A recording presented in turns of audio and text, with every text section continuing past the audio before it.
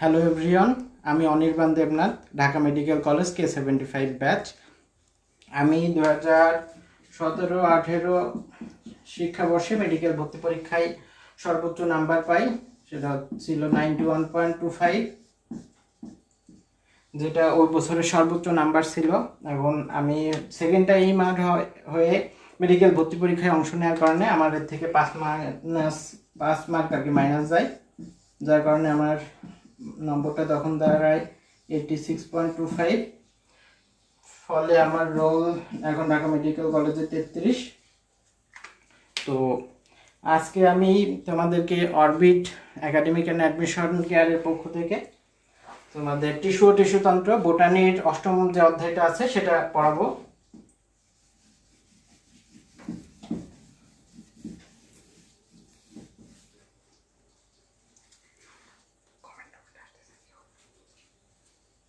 তো প্রথমেই এখানে যেটা আছে সেটা হচ্ছে টিস্যু নিয়ে আলোচনা। অধ্যায়ের নামটা যদি খেয়াল করো, দেখো টিস্যু এবং টিস্যুতন্ত্র। তোমরা হয়তো জানো যে উদ্ভিদ এবং প্রাণী অর্থাৎ সকল জীবের গাঠনিক এবং কার্যিক একককে বলে কোষ, আর কয়েকটা কোষ মিলে একসাথে গঠিত হয় টিস্যু। এখন টিস্যুর ক্ষেত্রে তোমরা মনে রাখবা কয়েকটা একই, অর্থাৎ অনেকে বলে একটা একই গল্প, অর্থাৎ একই উৎস থেকে সৃষ্ট, একই ধরনের কাজ সম্পন্ন করে, একই ধরনের হয় বা বিভিন্ন ধরনের হয়। অর্থাৎ সংখ্যাটা যদি তোমরা লিখতে চাও ক নম্বরের জন্য আসলে এই তিনটা একই, 1 1 1 মনে রাখলে তোমরা সহজেই সংখ্যাটা লিখতে পারবা। কতে আসতে পারে এটা। এরপর হচ্ছে টিস্যু। এই টিস্যু সৃষ্টিটা কেন হয়েছে অধ্যায়ের প্রথমেই যদি তোমরা দেখো তাহলে দেখবা এই টিস্যু সৃষ্টির মূল কারণ হিসেবে আছে শ্রম বিভাগ। বিভিন্ন শ্রেণীর টিস্যুকে বিভিন্ন কাজ করার দায়িত্ব দিয়ে তৈরি করা হয়েছে, অর্থাৎ এদের দায়িত্বটা হচ্ছে শ্রম বিভাগ। এখন টিস্যু কয় প্রকার আছে? ভাজক টিস্যু এবং স্থায়ী টিস্যু, দুই প্রকার, ভাজক টিস্যু এবং স্থায়ী টিস্যু। ভাজক টিস্যু কারা? যারা সহজে বিভাজিত হতে পারে, আর স্থায়ী টিস্যু কারা? যারা সহজে বিভাজিত হতে পারে না। এখন ভাজক টিস্যুর বৈশিষ্ট্যগুলো দেখো। এদের অপর একটা নাম আছে, যে নামটা হচ্ছে মেরিস্টেম, অর্থাৎ ভাজক টিস্যুর ইংরেজি নামই হচ্ছে মেরিস্টেম। তোমরা এরপর দেখতে পাবা। ভাজক টিস্যুর বৈশিষ্ট্যগুলো আসলে আমরা পড়া শুরু করি। সহজে ভাজক টিস্যুর বৈশিষ্ট্যগুলো মনে রাখা যায় একটা বাচ্চার কথা মনে করে। একটা বাচ্চা আস্তে আস্তে ছোট থেকে বড় হওয়ার ক্ষমতা রাখে, ঠিক একইভাবে একটা ভাজক কোষ বারবার বিভাজিত হওয়ার ক্ষমতা রাখে। একটা ভাজক কোষ প্রাথমিক অবস্থায় অপূর্ণ হিসেবে থাকে এবং আস্তে আস্তে সেটা পূর্ণতা লাভ করে। ভাজক কোষ এর বৈশিষ্ট্য তোমরা দেখতে পারবে, এটা সমপ্যাশীয়, অর্থাৎ অনেকটা গোলগাল। আবার ভাজক কোষের দেখো একটা ইম্পর্টেন্ট দুইটা বৈশিষ্ট্য আছে, যেটা হচ্ছে এদের ভিতর কোনো কোষ গহ্বর এবং আন্তঃকোষীয় ফাঁক থাকে না। কোনো কোষ গহ্বর এবং আন্তঃকোষীয় ফাঁক থাকে না। কারণটা যদি তোমরা শিখতে চাও সেটা হচ্ছে এই ভাজক টিস্যু বারবার বিভাজিত হয়, এর কারণে এটা কোষ গহ্বর বা আন্তঃকোষীয় ফাঁক তৈরি করার সময়টা পায় না। এই কারণে ভাজক টিস্যুতে কখনো আন্তঃকোষীয় ফাঁক এবং কোষ গহ্বর তৈরি হয় না। এটা মনে রাখতাম যেভাবে পাপের কথা চিন্তা করে আন্তঃকোষীয় ফাঁক বা কোষ গহ্বরটা হচ্ছে পাপ। এই পাপটা বাচ্চাদের শিশুদের কখনো পাপ থাকে না, তাই মনে রাখতাম যে এদের কোনো তোমার আন্তঃকোষীয় ফাঁক বা কোষ গহ্বর থাকে না।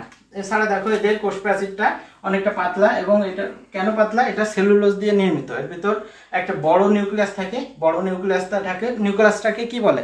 একটা কোষের মস্তিষ্ক বা প্রাণ কেন্দ্র।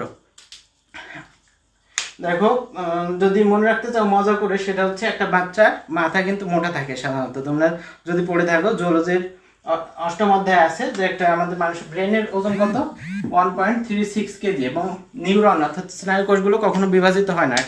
অর্থাৎ একটা মানুষ যখন জন্মের সময় যতগুলো নিউরন নিয়ে জন্মায়, তার মৃত্যু পর্যন্ত এই নিউরনের সংখ্যা একই থাকে। অর্থাৎ তার মস্তিষ্কের আকার আয়তন একদম ছোট অবস্থায় যেরকম থাকে, একদম পূর্ণাঙ্গ অবস্থায় সেরকম থাকে। এই কারণে একটা মানুষের ছোট বাচ্চাবেলায় মাথাটার ওজন সবচেয়ে বেশি থাকে। এরকম যেহেতু ভাজক কোষের সাথে আমরা বাচ্চার মিল করতেছি এখানেও, অর্থাৎ কোষের মস্তিষ্ক এটার হচ্ছে সাইজ বড় থাকবে এবং এর সাইটোপ্লাজমটা থাকবে ঘন। এখানে এরা সক্রিয় বিপাকীয় অবস্থায় থাকে এবং কোনো সঞ্চিত বা বর্জ্য পদার্থ এদের থাকে না। মনে রাখতাম যে বাচ্চারা যেমন বারবার খায় আর হিসু করে, এরা কিছু জমায় রাখে না, সুতরাং এদের কোনো সঞ্চিত পদার্থ থাকে না। আবার যদি আসো, এদের প্লাস্টিড যেগুলো আছে সেগুলো সবসময় প্রোপ্লাস্টিড অবস্থায় থাকে।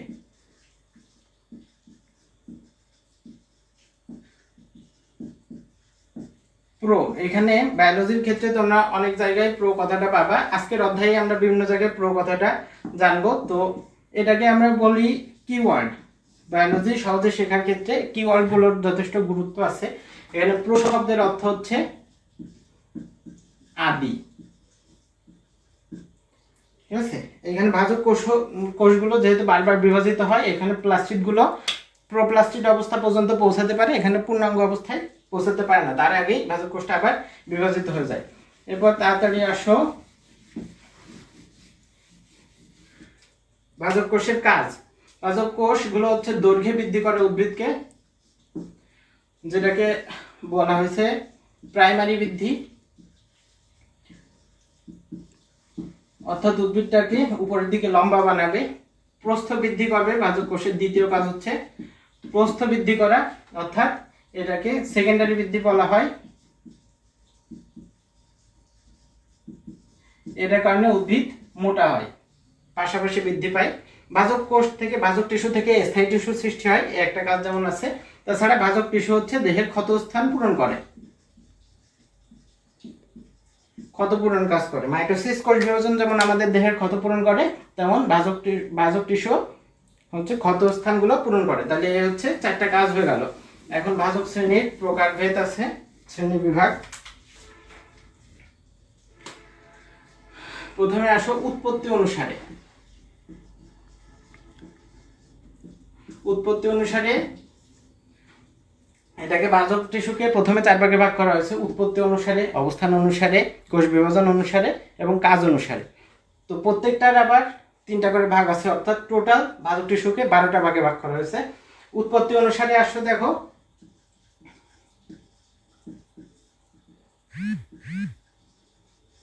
প্রারম্ভিক বা প্রোমেরিস্টেম।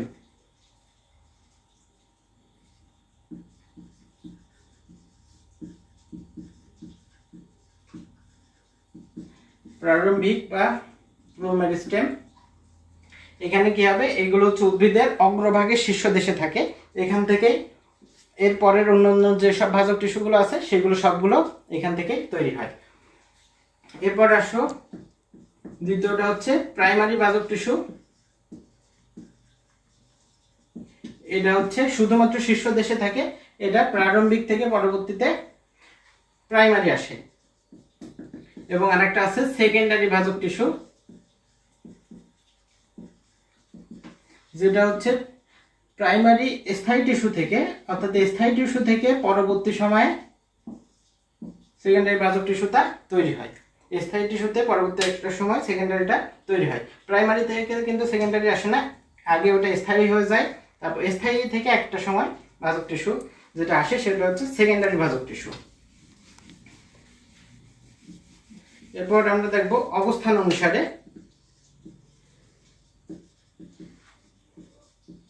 অবস্থান অনুসারে 3টা ভাগে ভাগ করা যায়। একটা হচ্ছে এপিক্যাল, অর্থাৎ শীর্ষস্থ।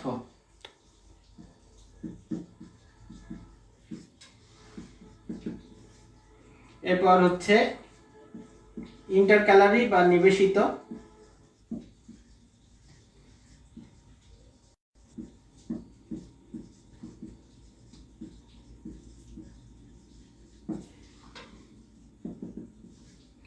এবং 3 নম্বর হচ্ছে পার্শ্বীয় বা ল্যাটেরাল।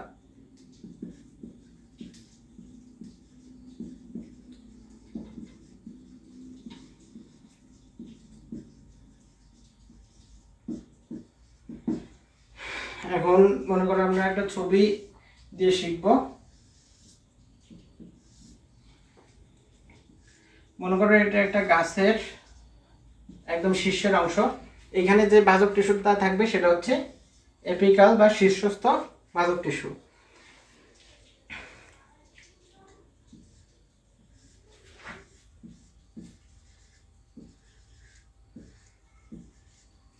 এখানে যে সাদা অংশটা, এখানে স্থায়ী টিস্যু আছে এবং এখানে আরো একটা স্থায়ী টিস্যু আছে, তো এই স্থায়ী টিস্যু দুটোর মাঝখানে এই যতটুকু কালোর মতন অংশ, এটা হচ্ছে মনে করো ভাজক টিস্যু। তাহলে এই ধরনের ভাজক টিস্যু যেটা দুই ধরনের, দুই পাশে দুইটা স্থায়ী টিস্যুর মাঝখানে থাকবে, সেটা হচ্ছে ইন্টারক্যালারি বা নিবেশিত ভাজক টিস্যু।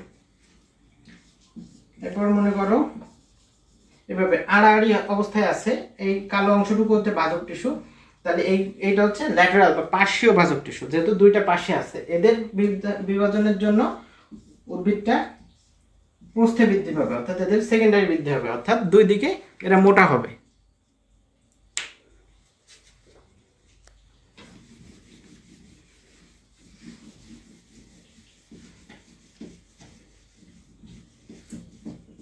এরপরে আসো কোষ বিভাজন অনুসারে।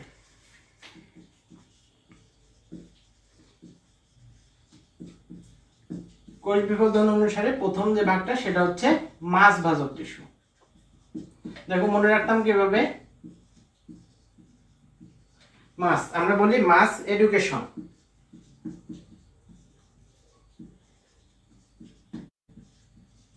তোমরা সবাই হয়তো মোটামুটি এই কথাটার সাথে পরিচিত। মাস এডুকেশন মানে কি? গণশিক্ষা। মাস মানে কি? গণ, অর্থাৎ এই ধরনের কোষ বিভাজনের ফলে একটা কোষের গণহারে বৃদ্ধি হবে। অর্থাৎ ধরো একটা ভাজক কোষ ছিল, এটা চারিপাশ থেকে বিভাজিত হয়ে এটা ঘনত্বে বৃদ্ধি পাবে, এই ধরনের বৃদ্ধি হবে মাছ ভাজক টিস্যুতে। মাছ ভাজক টিস্যুতে যেসব উদাহরণ আছে এইগুলো মনে রাখতাম। সূত্র,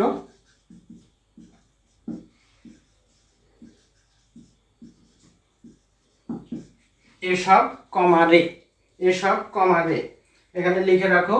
এ দিয়ে হচ্ছে এন্ডোস্পার্ম, স দিয়ে হচ্ছে শস্য টিস্যু, ব দিয়ে হচ্ছে বর্ধনশীল ভ্রূণ, ক দিয়ে হচ্ছে কর্টেক্স, ম দিয়ে হচ্ছে মজ্জা এবং রে দিয়ে হচ্ছে রেণুথলি। এখন এর পেছনে এসব কমারে হঠাৎ করে বললেই তোমরা মনে রাখতে পারবে না। এর পেছনে যে গল্পটা আছে সেটা হচ্ছে, মনে করো তুমি কোনো একদিন তোমার কোনো পরিচিত ছোট ভাই যে দেখছো, সে হয়তো কোথাও একদিন দাঁড়ায় সিগারেট খাচ্ছে। এখন তুমি মনে করলে তার সামনাসামনি কিছু না বললে পরে আরেকদিন ডেকে বলতেছ যে দেখ, তুই তো সিগারেট খাচ্ছিস, সে তো স্বাস্থ্যের জন্য খুব একটা ভালো না, তুই এসব কমায় দে রে। তো সেই অবস্থার একটা দৃশ্যপট এখানে তুলে ধরা হয়েছে, এ সব কমারে। আমি আবার বলতেছি, এ থেকে এন্ডোস্পার্ম, স থেকে শস্য টিস্যু, ব দিয়ে হচ্ছে বর্ধনশীল ভ্রূণ, ক দিয়ে কর্টেক্স, ম দিয়ে মজ্জা এবং রে দিয়ে হচ্ছে রেণুথলি।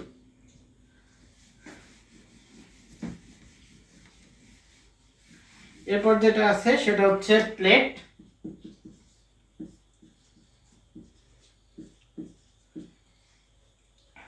দেখো আমি আগে বোঝাই।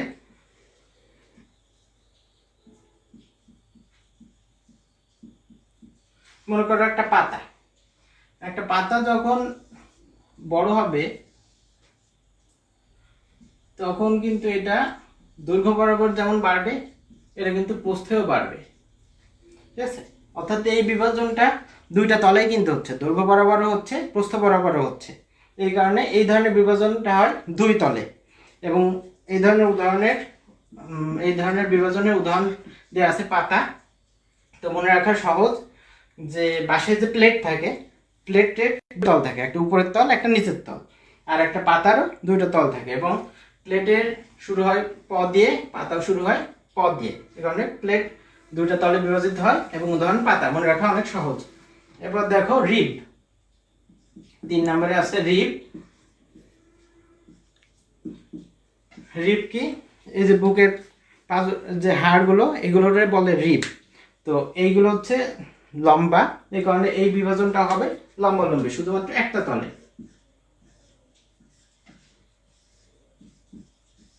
আস্তে আস্তে বড় হবে একই তলে। এদিকে প্রস্থের দিকে কোনো বৃদ্ধি হচ্ছে না, অর্থাৎ দৈর্ঘ্যের দিকে শুধুমাত্র একটা তলে বিভাজিত হচ্ছে।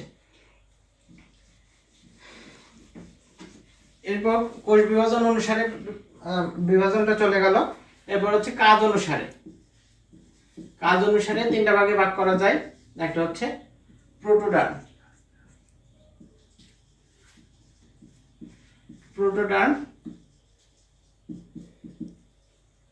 দেখো ডার্ম শব্দের অর্থ হচ্ছে ত্বক, তাহলে প্রোটোডার্ম নামক বাজক টিস্যুর কাজ কি হবে? ত্বক সৃষ্টি করা। এরপর আছে প্রোক্যাম্বিয়াম।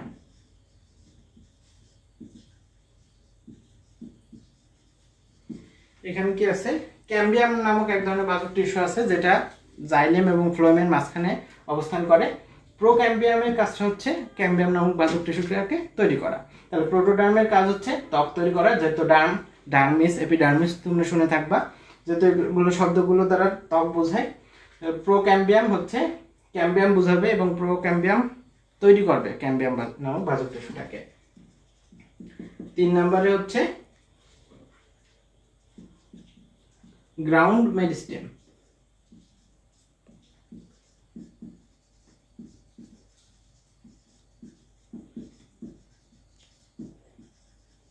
তিন নম্বর হবে গ্রাউন্ড মেরিস্টেম। এখানে মজ্জা, মজ্জারশ্মি, কর্টেক্স এই অংশগুলো তৈরি করবে। মজ্জা, মজ্জারশ্মি এগুলো কি, সেগুলো আমরা আস্তে আস্তে দেখতে পাবো।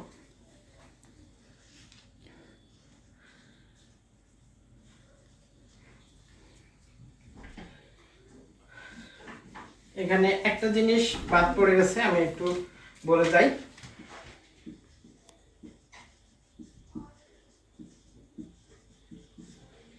দেখো, ইন্টারফ্যাসিকুলার ক্যাম্বিয়াম,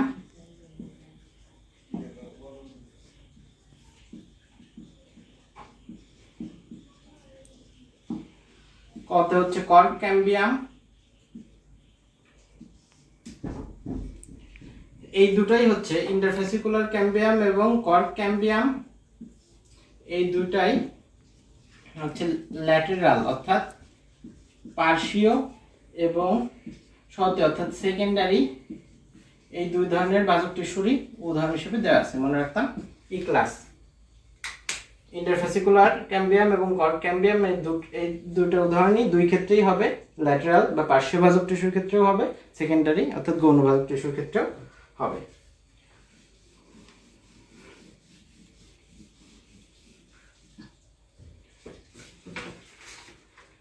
এরপর হচ্ছে আমাদের স্থায়ী টিস্যু সম্পর্কে একটু না জানলেই নয়, আমরা হালকা একটু আলোচনা করব। স্থায়ী টিস্যু হচ্ছে সেই ধরনের টিস্যু যেগুলো বারবার বিভাজিত হয় না, যেগুলোর নিউক্লিয়াসটা মৃত অবস্থায় থাকে এবং কোষ প্রাচীরটা অপেক্ষাকৃত বড় থাকে, অপেক্ষাকৃত পুরু থাকে। যেহেতু এখানে কোষ প্রাচীরটা গঠনের জন্য পুরোপুরি সময় পাই, এখানে তোমরা কোষ প্রাচীর গঠনের ভিতর পড়েছ যে মধ্যপর্দা, প্রাইমারি প্রাচীর, সেকেন্ডারি প্রাচীর।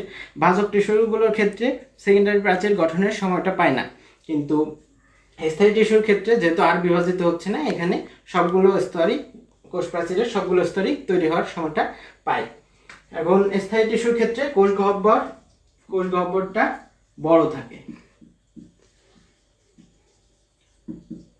কোষ গহ্বরটা বড়, কিন্তু ভাজক টিস্যুতে। এখন আমার প্রশ্ন হচ্ছে তোমাদের জন্য, তোমরা সবাই কমেন্ট সেকশনে লিখবা যে ভাজক টিস্যুর কোষ গহ্বরগুলো কেমন ছিল, ঠিক আছে? উত্তরটা লিখবা শুধু, আমি দেখব।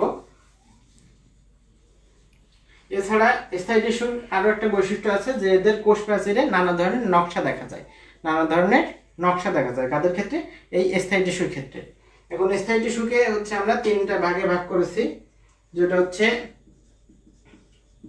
সরল টিস্যু, জটিল টিস্যু এবং ক্ষরণকারী টিস্যু। সরল টিস্যুর ভিতর তোমরা 9 10-এ পড়ছিলে, এখানে আছে প্যারেনকাইমা, এখানে আছে কোলেনকাইমা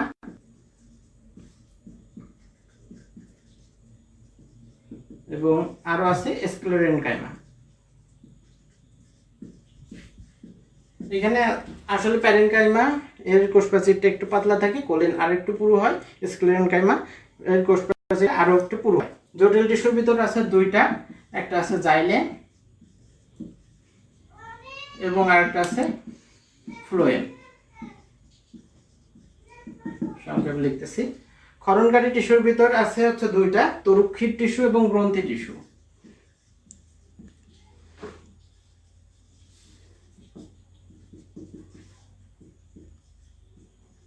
তরুক্ষীর এবং গ্রন্থি। এখানে ক্ষরণকারী টিস্যুর বেশ কয়েকটা উদাহরণ আছে, যেমন আছে উৎসেচক। উৎসেচক শব্দটারে বাংলায় বলে হচ্ছে এনজাইম, এবং এছাড়া কিছু বর্জ্য পদার্থ আছে, রেজিন, গদ, উদ্বায়ী তেল, এগুলো সবগুলো ক্ষরণকারী টিস্যুর উদাহরণ। এগুলো একটু ভালো করে পড়বা। এরপর দেখো, এখন হচ্ছে আমরা টিস্যু তন্ত্রের বিভাজনের ভিতর চলে যাব। টিস্যু তন্ত্রটা হচ্ছে বিজ্ঞানী স্যাক্স টিস্যু তন্ত্রটাকে হচ্ছে 3 ভাগে ভাগ করেছিলেন। স্যাক্স শব্দের অর্থ কি জানো? চটের বস্তা। অর্থাৎ বিজ্ঞানী চটের বস্তা টিস্যু তন্ত্রকে 3 ভাগে ভাগ করেছিলেন। আসলে ওই স্যাক্স বানানোটা হবে হচ্ছে SAC কে, এখানে বানানোটা একটু পার্থক্য আছে, এজন্য আসলে চটের বস্তা হবে না। তো উনি যে 3 ভাগে ভাগ করেছেন সেটা হচ্ছে, প্রথম হচ্ছে এপিডার্মাল বা ত্বকীয় টিস্যু তন্ত্র।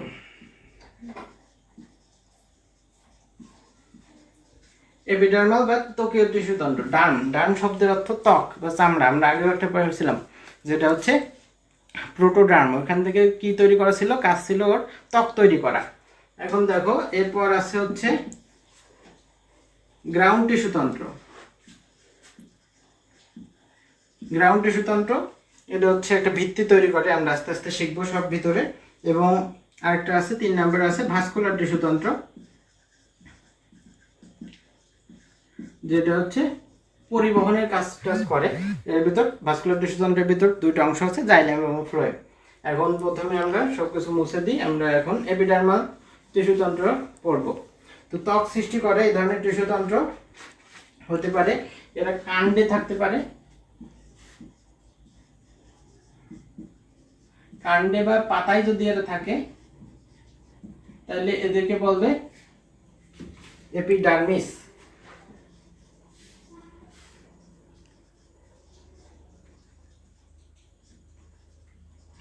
যদি এরা মূলে থাকে তাহলে এর নাম হবে এপিব্লেমা। ঠিক আছে, কাণ্ডে এবং পাতায় যদি থাকে তাহলে নাম এপিডার্মিস, মূলে থাকলে এপিব্লেমা। মনে রাখা সহজ, কারণ মূল হচ্ছে ম দিয়ে, এপিব্লেমা থাকে ম।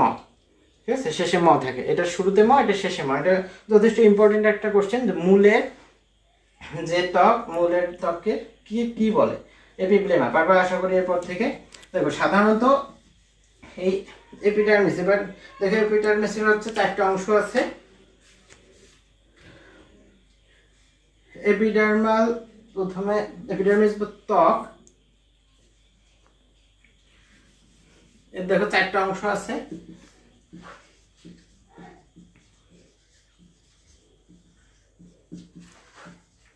এপিডার্মিস বা ত্বক। 2 নম্বর পয়েন্টে আছে ত্বকীয় উপাঙ্গ।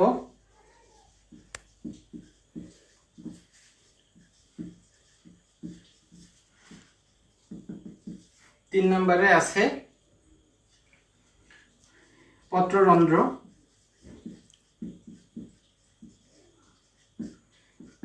4 নম্বরে আছে পানিপত্ররন্ধ্র বা হাইড্রাক থ্রোট।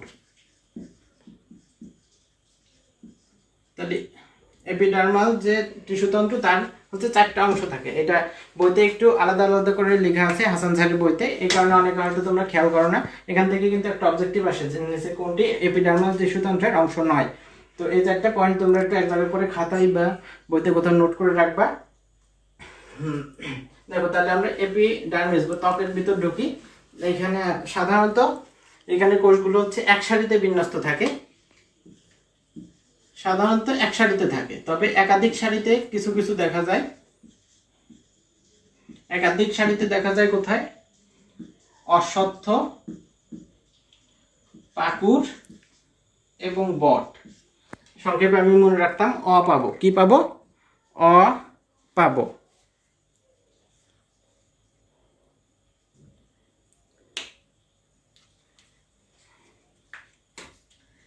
দেখো, একাধিক, তাহলে অশ্বত্থ, পাকুড় এবং বট। অ পাবো, মনে রাখতাম কি পাবো? অ পাবো। এখন আসো 3 সারি।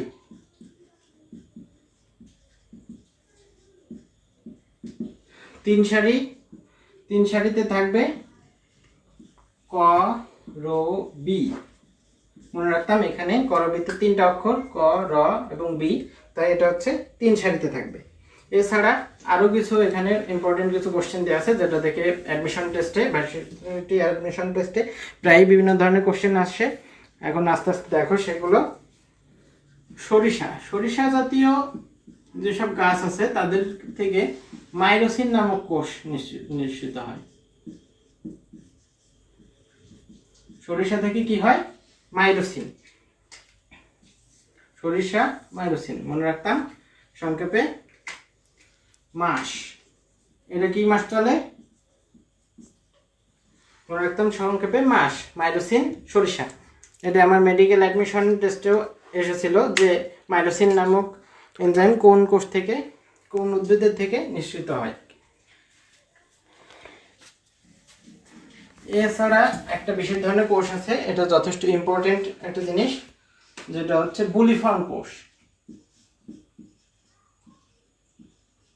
এটা যথেষ্ট বড় একটা কোষ। এর উদাহরণ আছে হচ্ছে অভাগা। সহজে মনে রাখো অভাগা। কি কি আছে?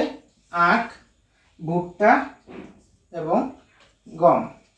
অভাগা বুলিফর্ম কোষ কি আছে? আখ, ভুট্টা এবং গম, সংক্ষেপে অভাগা। এছাড়া আরো কয়েকটা জিনিস এখানে আছে, দেখো সাইকাস, পাইনাস এবং ঘাস জাতীয় কিছু উদ্ভিদের লিগনিন জমা হয়ে থাকে। লাইনটা ইম্পর্টেন্ট। ঘাস এবং নলখাগড়া জাতীয় কিছু কোষে কর্ক এবং সিলিয়া যুক্ত হয়ে থাকে। ঠিক আছে, এরপর আমরা তোকে উপাঙ্গের ভিতর ঢুকে যাই।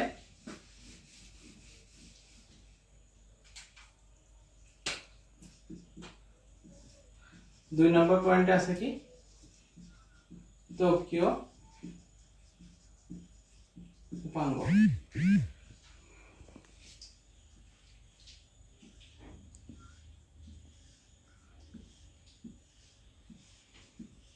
ধরো এটা হচ্ছে কোনো কিছুর একটা ত্বক। এখন হঠাৎ করে এইটা ত্বক থেকে কোনো একটা কিছু এরকম একটা উদ্গত অংশ হলো, তাহলে এটাকে বলবে এপিডার্মাল উপাঙ্গ।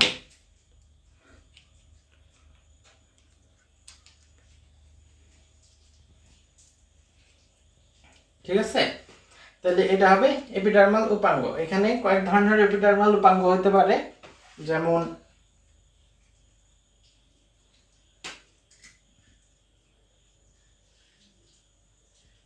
এরকম কোন গ্রন্থি মতন একটা উপাঙ্গ হতে পারে, থলি মতন একটা উপাঙ্গ হতে পারে। এখানে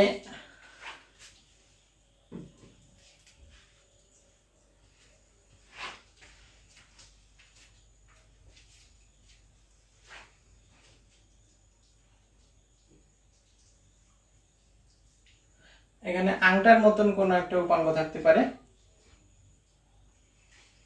আংটার মতন কোন একটা উপাঙ্গ থাকতে পারে। এইগুলো হচ্ছে বিছুটি, আলকুশি নামক কিছু, যেগুলো পতঙ্গভুক উদ্ভিদ কিংবা যেগুলো সাধারণত রাস্তার পাশে থাকে, যেগুলো কাপড় জামা কাপড়ে আটকা যায়, সেখানে এখানে আংটার মতন কিছু উপাঙ্গ থাকে, যেগুলো কোনো কিছুকে সহজে আঁকড়ে ধরে। এছাড়া আরো একটা ইম্পর্টেন্ট লাইন আছে এখানে, যেটা হচ্ছে পেরিডার্ম নামক ত্বকীয় টিস্যু। এরা হচ্ছে এইগুলোর অন্তর্ভুক্ত, পেরিডার্ম।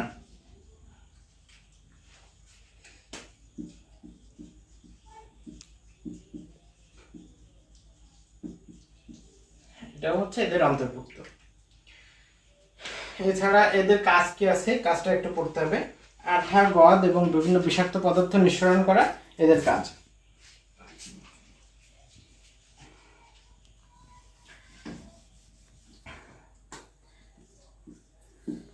এই যে ত্বকীয় উপাঙ্গের ভিতর একটা অংশ আছে রোম বা ট্রাইকোম। রোম বা ট্রাইকোম।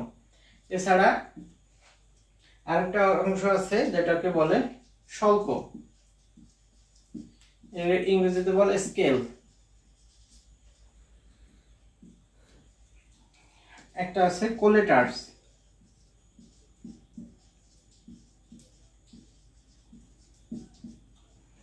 কোলেটার্স, এখানে মনে রাখতাম যে এই কোলেটার্সটা হচ্ছে বহুকোষী ট্রাইকোম। সাধারণ যে রোম এর বহুকোষী অবস্থাই হচ্ছে ট্রাইকোম। এখানে মনে রাখতাম কোলেটার্স এর শেষে যেহেতু এস, আমরা জানি ইংরেজিতে যখন প্লুরাল থাকে তখন এস বা ইএস যুক্ত হয়, কারণ কোলেটার্স শেষে এস আছে, এই কারণে এটা বহুকোষী। আর রোম বা ট্রাইকোম এটা হবে সাধারণত এককোষী।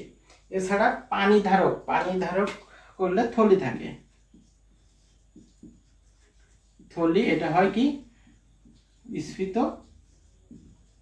এবং পানি ধারক।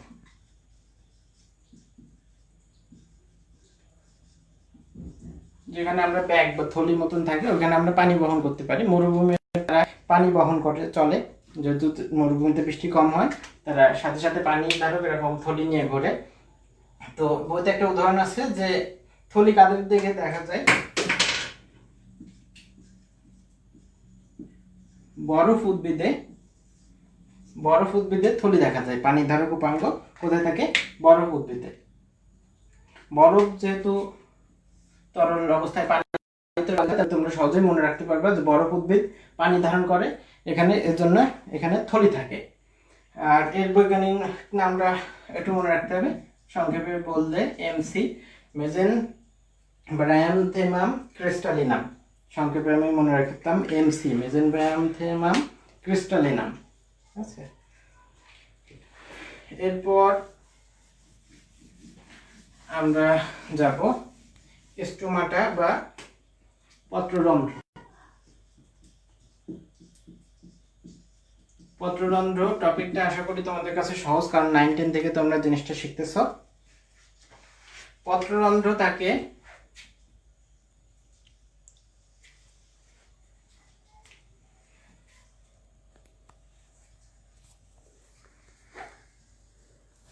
দুইটা রক্ষী কোষ দ্বারা বেষ্টিত হয়।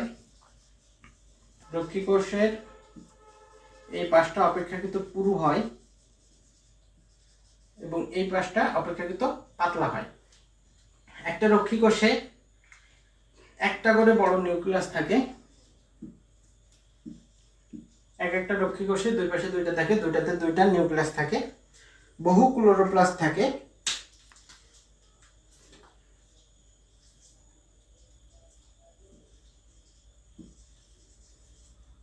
অনেকগুলো ক্লোরোপ্লাস্ট থাকবে, এই কারণে রংটা মূলত সবুজ হবে, অনেকগুলো ক্লোরোপ্লাস্ট থাকার কারণে। ঠিক আছে, এর ভিতর এর আশেপাশে অনেকগুলো সহকারী কোষ থাকে।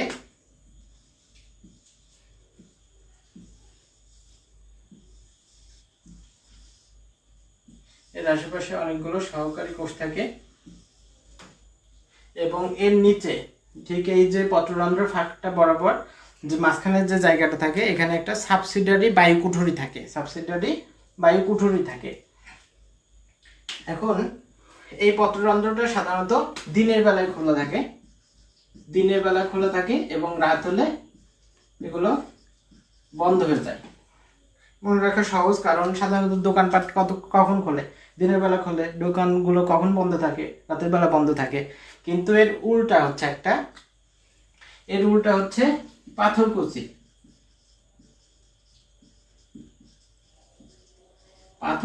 গোত্রের উদ্ভিদরা এরা রাতের বেলায় পত্ররন্ধ্র খোলা রাখে এবং এদের পত্ররন্ধ্র দিনের বেলা বন্ধ থাকে। এরকম আরো একটা উদাহরণ পাওয়া যায়, সেটা হচ্ছে মরুজ উদ্ভিদ। মরুভূমির উদ্ভিদগুলো, এগুলোরও পত্ররন্ধ্র রাতে খোলা থাকে এবং দিনের বেলা বন্ধ থাকে। কারণটা কি তোমরা যদি চিন্তা করো তাহলে সহজেই বুঝতে পারবে। কারণ মরুভূমিতে বৃষ্টিপাত কম হয়, ওদের হচ্ছে প্রচুর পরিমাণ পানি জমায় রাখার দরকার হয়। দিনের বেলা যদি পত্ররন্ধ্র খোলা থাকে তাহলে সহজেই সূর্যের আলোয় পত্ররন্ধ্র থেকে জলীয় বাষ্পগুলো বাষ্পীভূত হয়ে যেতে পারবে। কিন্তু রাতের বেলা যেহেতু সূর্যের আলোটা পায় না, তাই পানি সহজে বাষ্পীভূত হয়ে বায়ুমণ্ডলে হারিয়ে যেতে পারে না। তো এখন এই আশেপাশের সাবসিডিয়ারি যে কোষগুলো আছে, সহকারী কোষগুলো আছে, এইগুলোর অবস্থানের ভিত্তিতে আমরা পত্ররন্ধ্রকে কয়েকটা ভাগে ভাগ করেছি। দেখো, যদি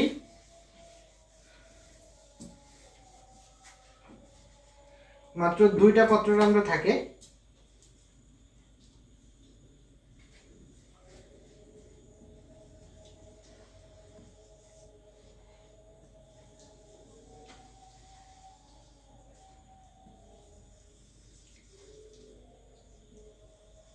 যদি মাত্র 2টা রক্ষী কোষ থাকে এবং এগুলো যদি এর সাথে সমকোণে থাকে, দেখছো, যদি এর সাথে সমকোণে থাকে সাবসিডিয়ারি কোষ দুটো, তাহলে সেই ক্ষেত্রে আমরা বলবো ডায়াসাইটিক।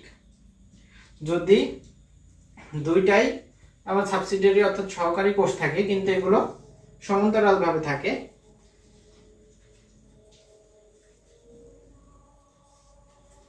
একটা কোষ একটা সাবসিডিয়ারি কোষ দুটা থাকে এবং এটা যদি সমান্তরালে থাকে তাহলে হবে প্যারাসাইটিক। এখানে আমি তোমাদের একটু মনে করাই দিই, তোমরা অবশ্যই সকলে জানো মনো মানে এক, ডাই অথবা বাই মানে 2, ট্রাই মানে 3, টেট্রা মানে 4, পেন্টা মানে 5। তো এই পর্যন্ত আমাদের এখানে কাজে লাগবে। দেখো যেটা ডায়াসাইটিক, ডাই মানে 2, এখানে কয়টা সাবসিডিয়ারি কোষ থাকবে? 2টা থাকবে। আর এরপর একটা দেখবা টেট্রাসাইটিক, এখানে কয়টা সাবসিডিয়ারি কোষ থাকবে? 4টা থাকবে। আরো একটা কথা এখানে না বললেই নয়, সাইটিক এই কথাটা আসছে সেল থেকে। আচ্ছা, তোমরা বায়োলজিতে বিভিন্ন জায়গায় পড়ার সময় পাবা, কিওয়ার্ড হিসেবে এগুলো মনে রাখবা। তুমি যদি জানো, আজকে থেকে জেনে গেলে হয়তো যে সাইটো কথাটা অনেক জায়গায় তুমি পাবা। সাইটো কথাটা সবসময় বোঝাবে কি? সেল। সাইটো কথাটা কোথা থেকে আসে? সেল থেকে আসে। বায়োলজিতে আসলে তোমরা অনেকেই মনে করো যে বায়োলজিতে বোঝার কিছু নেই, শুধুমাত্র মুখস্থ, কিন্তু এটা আসলে পুরোপুরি ঠিক না। এখানে কয়েকটা সিস্টেম ফলো করলে এবং সামান্য কিছু মুখস্থ করলে এটা কিন্তু অনেক সুন্দর করে পড়া যায়। তো তোমরা যদি না জানো যে টেট্রা মানে কি এবং সাইটিক মানে কি, তাহলে কিন্তু তোমার কাছে জিনিসটা মুখস্থই করতে হবে। কিন্তু তুমি যদি ভেঙে ভেঙে জানো যে টেট্রা মানে 4, সেল থেকে কথাটা হচ্ছে সাইটিক, সাইটো, তাহলে টেট্রাসাইটিক মানে কি? 4 কোষওয়ালা। ডায়াসাইটিক মানে কি? 2 কোষওয়ালা। এখানে থাকবে কোষ দুটো সমকোণে। প্যারাসাইটিক দেখো প্যারালাল, প্যারাসাইটিক এর কথাটা আসছে কি? প্যারালাল থেকে। প্যারালাল মানে সমান্তরাল, তাহলে এখানে 2টা কোষ থাকবে কি? পরস্পর সমান্তরালে থাকবে। এরপর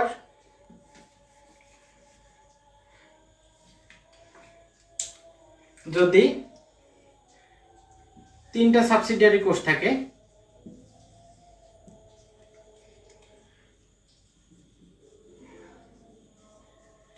এই একটা বড় সাবসিডিয়ারি কোষ, একটা কোষ, এপাশে একটা কোষ এবং এপাশে ছোট একটা কোষ, তাহলে তখন আমরা এটাকে বলবো অ্যানাইসোসাইটিক।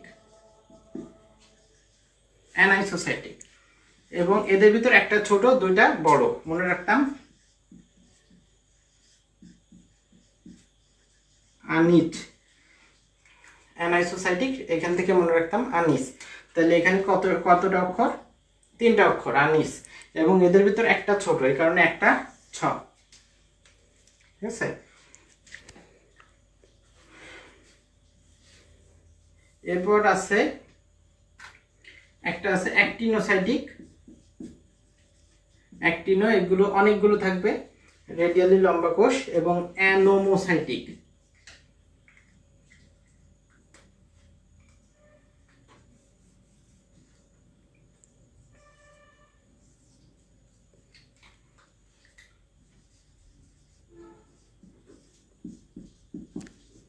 দেখো এখানে নামের ভিতরে একটা নো আছে, নো মানে না, অর্থাৎ এগুলো পৃথকযোগ্য নয়। তাহলে আবার বলি, ডায়াসাইটিক এখানে 2টা থাকবে এবং সমকোণে থাকবে। প্যারাসাইটিক থাকবে কি? প্যারালাল, 2টা থাকবে, সমান্তরাল থাকবে। এরপর অ্যানাইসোসাইটিক এখানে হচ্ছে আনিস, 3টা থাকবে এবং এদের ভিতর একটা ছোট। টেট্রাসাইটিক 4টা থাকবে।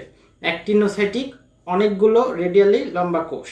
এবং অ্যানোমোসাইটিক নো মানে না, অর্থাৎ পৃথকযোগ্য নয়।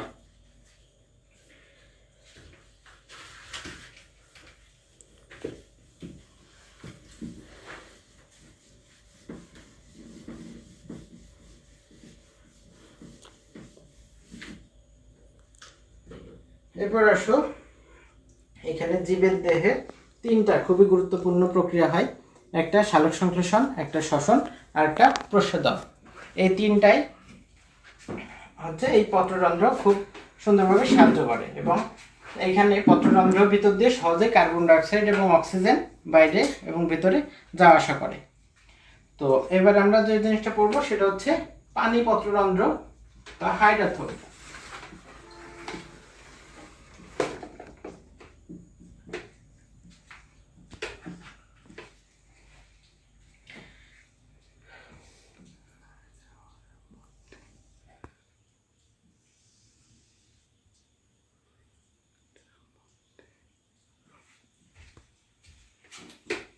এখানে পানিপত্র রন্ধ্রেও উপরেও দুটো রক্ষী কোষ থাকবে। এখানে নিচের দিকে থাকবে ট্রাকিড,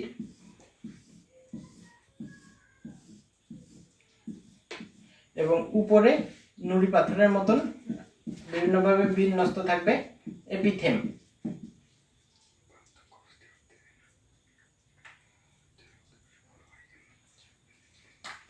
দেখো কেউ একজন তোমরা কমেন্টে বলছো যে ডায়াসাইটিক এবং প্যারাসাইটিক এই দুটোর ভিতর পার্থক্য বুঝতে পারোনি। এই দুটোর ভিতর মিল আছে কোথায়? এখানে হচ্ছে দুইটা, এবং এখানেও দুইটা সাবসিডিয়ারি কোষ থাকে। সাবসিডিয়ারি বলতে সহকারী কোষ যেটা রক্ষী কোষের পাশে আছে, যেটা রক্ষী কোষের পাশে আছে। তো ডায়াসাইটিকের ক্ষেত্রে থাকবে হচ্ছে সমকোণে, এবং প্যারাসাইটিকের ক্ষেত্রে থাকবে হচ্ছে সমান্তরালে।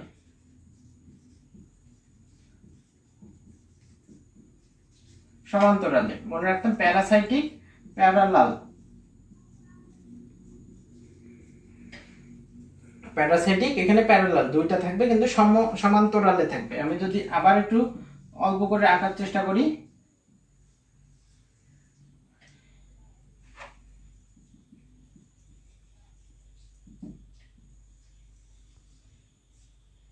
দেখো রক্ষী কোষের যে লম্ব অক্ষ, এইখান থেকে যদি আমি এই বরাবর টানি তাহলে এইখানে হচ্ছে একটা 90 ডিগ্রি হচ্ছে। সুতরাং এই বরাবর যদি রক্ষী কোষ দুটো থাকে, যদি সহকারী কোষ দুটো, এই একটা কোষ যদি থাকে, তাহলে সেখানে সমান্তরালে থাকতেছে। তাহলে আর যদি আমি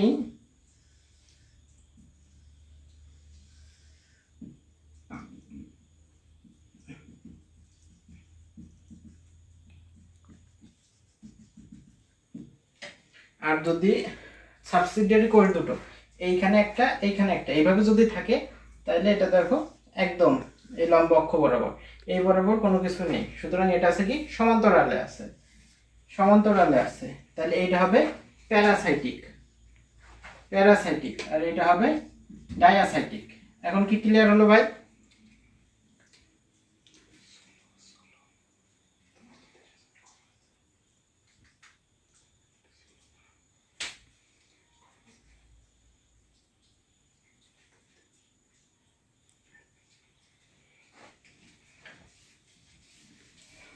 এখন দেখো পানি পত্রতন্ত্রের কথা বলতেছিলাম। এখানে নিচের দিকে থাকবে এই যে লম্বা লম্বা এগুলো থাকবে ট্রাকিড, উপরের দিকে এগুলো থাকবে এপিথেম, এবং নিচে এটা আছে, উপরে এটা আছে রক্ষী কোষ। এখান থেকে বিন্দু বিন্দু আকারে পানি বাইরে নির্গত হবে। পানি পত্ররন্ধ্র দেখা যায় কোন কোন উদ্ভিদে? সূত্র মনে রাখবা, ঘটক। সূত্র মনে রাখবা কি? ঘটক। ঘতে হচ্ছে ঘাস, টতে হচ্ছে টমেটো, কতে হচ্ছে কচু। পানি পত্ররন্ধ্র দেখা যায় কাদের? ঘটকে, ঘাস, কচু এবং টমেটোতে।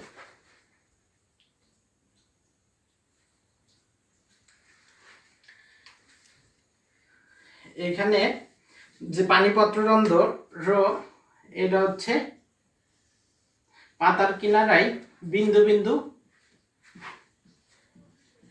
পানি জমা করে নেয়। শীতকালে এটা বেশিরভাগ দেখা যায়, গরমের সময় অতটা দেখা যায় না, কারণ পানিটা বাষ্পাকারে শুকিয়ে যায়। এখন ট্রাকিড কি কাজটা করে? ট্রাকিড হচ্ছে এই যে উদ্ভিদ মূল দ্বারা যে পানিটা শোষণ করে নেয় সেটা পত্ররন্ধ্রের দিকে ও এগিয়ে দেয়।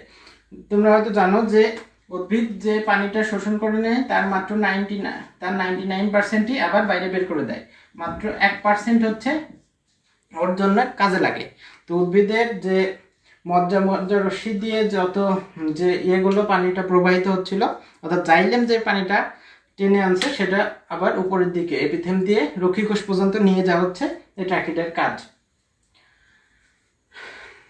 এখন এই যে পানি, তরল পানি, এখানে একটা পার্থক্য মেইনলি তোমাদের জানতে হবে যে পত্ররন্ধ্র এবং পানি পত্ররন্ধ্র এর ভিতর মেইন পার্থক্যটা কি, কেন দুটো দেওয়া হয়েছে। পত্ররন্ধ্র দিয়ে পানিটা বের হয় বাষ্প আকারে। কিভাবে? বাষ্প আকারে। আর পানি পত্ররন্ধ্র দিয়ে পানিটা বের হয় কিভাবে? তরলভাবে। তাহলে পত্ররন্ধ্র দিয়ে বাষ্প আকারে বের হয় এবং পানি পত্ররন্ধ্র দিয়ে তরলভাবে বের হয়। এই যে পানিটা বের হয়ে যাচ্ছে, এই বিন্দু বিন্দু যে চারপাশে দেখা যাচ্ছে শিশির বিন্দুর মতন, এইগুলো হবে, এইগুলোকে ইংরেজিতে বলা হয় গাটেশন। গাটেশন। আর বাংলাতে এটারে আরেকটা নাম দেওয়া হয়েছে, এটা বইতে নাই, তোমাদের লিখে নাও। এটাকে বলা হয় চোয়ানো। এটাকে কি বলে? চোয়ানো। ঠিক আছে, তাহলে আমি মুছে ফেলতেছি। এরপর আমরা যাব গ্রাউন্ড টিস্যু তন্ত্রে।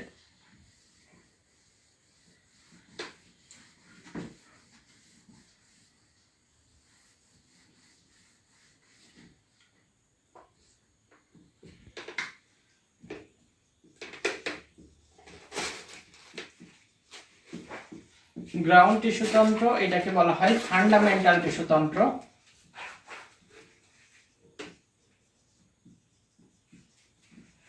আরো বলা হয়েছে এটাকে আদি বা ভিত্তি টিস্যু তন্ত্র। তাহলে তিনটা নাম, তুমি মূলত চারটা নাম জানলে, গ্রাউন্ড, ফান্ডামেন্টাল, আদি টিস্যু তন্ত্র বা ভিত্তি টিস্যু তন্ত্র। এখানে টিস্যু তন্ত্র পড়তে গেলে প্রথম যে কোশ্চেনটা আসবে পরীক্ষায় তোমাদের, সেটা হচ্ছে কতেও আসে সৃজনশীলে 1 মার্কের জন্য, যে স্টিলি কি। স্টিলি কি, এখানে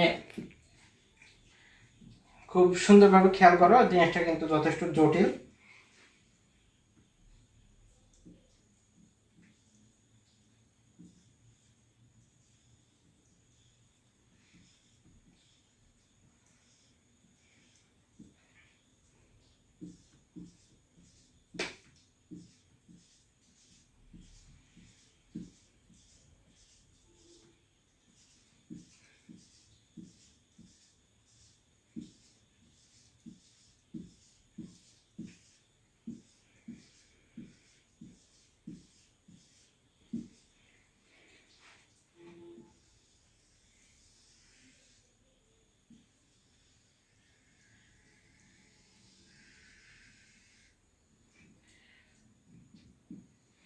প্রথমে আমি এতটুক থেকে বুঝাই।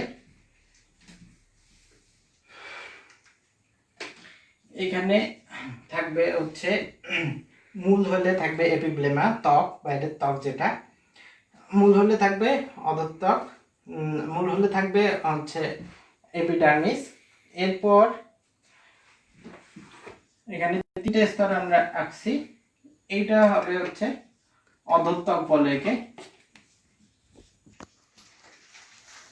এরপর এটা জাস্ট এপিডার্মিস, অর্থাৎ ত্বকীয় টিস্যু তন্ত্রে জাস্ট নিচের স্তরটা ঢাকে অধঃত্বক। এরপর থাকে হচ্ছে কর্টেক্স। এই যে নুড়ি পাথরের মতন ছড়ানো ছিটানো আছে, এগুলো হচ্ছে বেশ কয়েকটা স্তর বিশিষ্ট, এটার নাম হচ্ছে কর্টেক্স। এরপর যে জিনিসটা আছে এর নাম হচ্ছে অন্তঃত্বক। তাহলে আমরা একটা অধঃত্বক পেলাম, একটা অন্তঃত্বক পেলাম, আর দুটার মাঝখানে, অধঃত্বক আর অন্তঃত্বকের মাঝখানে আছে কি? কর্টেক্স।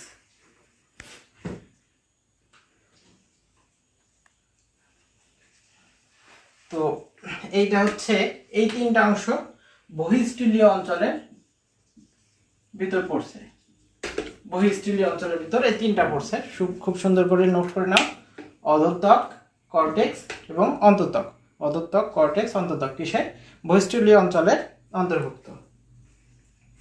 এরপর অন্তঃস্থলীয় অঞ্চলের অংশ কি কি আমরা এই পাশে লিখব। দেখো এইটা হচ্ছে অন্তঃত্বক। এর ভিতরে যদি আরেকটা কোষস্থর থাকে, অনেকটা ছোটবেলায় যেভাবে বাড়ি আঁকতে সেভাবে, এইভাবে পুরো এই জায়গাটা জুড়ে থাকে। এর নাম হচ্ছে পরিচক্র, ইংরেজিতে যাকে বলে পেরিসাইকেল।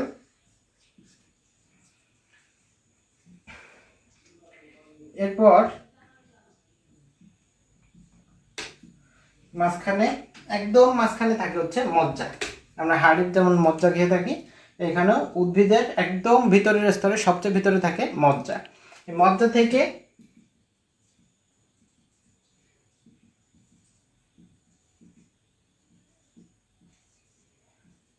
তোমরা খেয়াল করে দেখতে পারবে এরকম কিছু রশ্মি চারিদিকে বের হয়ে যাওয়ার মতন মনে হচ্ছে। এই জিনিসগুলোকে বলে মজ্জা রশ্মি।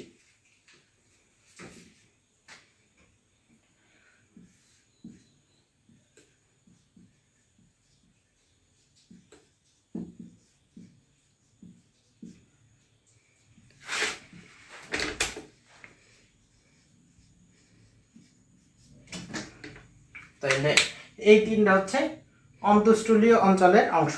বহিঃস্থলীয় অংশ ছিল অধঃত্বক, অন্তঃত্বক, কর্টেক্স। অন্তঃস্থলীয় অঞ্চলের ভিতর আছে জাস্ট অন্তঃত্বকের পরের স্তরটায়, এই যে ঘর বাড়ির মতন এগুলো পরিচক্র।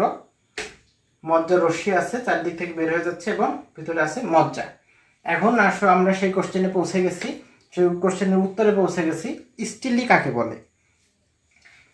এই যে পেরিসাইকেল থেকে শুরু করে, পরিচক্র থেকে শুরু করে এই যে একদম কেন্দ্র পর্যন্ত, মজ্জা পর্যন্ত অংশ, এই অংশটাকেই বলে স্টিলি। দেখতে পাচ্ছ? পরিচক্র থেকে শুরু করে একদম কেন্দ্র পর্যন্ত এই অংশটাকে বলে স্টিলি। তাইলে ভাই যে অংশটা এই যে পরিচক্রের ভিতরে আছে, অর্থাৎ তিনটা, পরিচক্র, মজ্জা এবং মজ্জা রশ্মি, এই তিনটা হবে অন্তঃস্থলীয় অঞ্চল। আর এতখানি তা তো বাইরে আছে, এই ব্যাসার্ধের বাইরে আছে, সুতরাং এইটা হবে বহিঃস্থলীয় অঞ্চল। তাহলে সংজ্ঞা যদি তোমার কতে আসে যে স্টিলি কাকে বলে, অথবা বহিঃস্থলীয় অঞ্চল কাকে বলে, অথবা অন্তঃস্থলীয় অঞ্চল কাকে বলে, তাইলে আশা করি তুমি উত্তর লিখতে পারবা যে পেরিসাইকেল বা পরিচক্র থেকে একদম কেন্দ্র পর্যন্ত অংশকে স্টিলি বলে। অর্থাৎ এই অংশের ভিতর যা যা অন্তর্ভুক্ত আছে তারাই অন্তঃস্থলীয় অঞ্চল, এই অংশের বাইরে যারা আছে এরা সবাই বহিঃস্থলীয় অঞ্চল।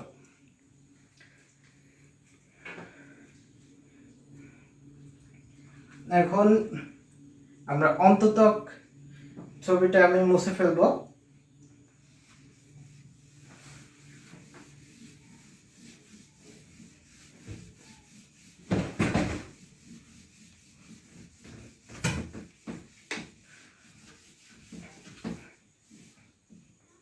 এখন ভাই অধঃত্বক এবং কর্টেক্সে তেমন কোনো পড়া ভিতরে নেই।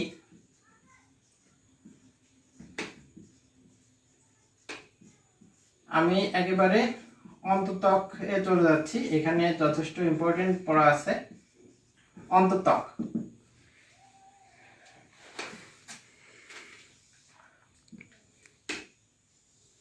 এই যে দেখো এরকম যে গোলটা ছিল সেটা হচ্ছে অন্তঃত্বক ছিল। আমি এবার শুধু অন্তঃত্বকের ছবিটা আঁকতেছি।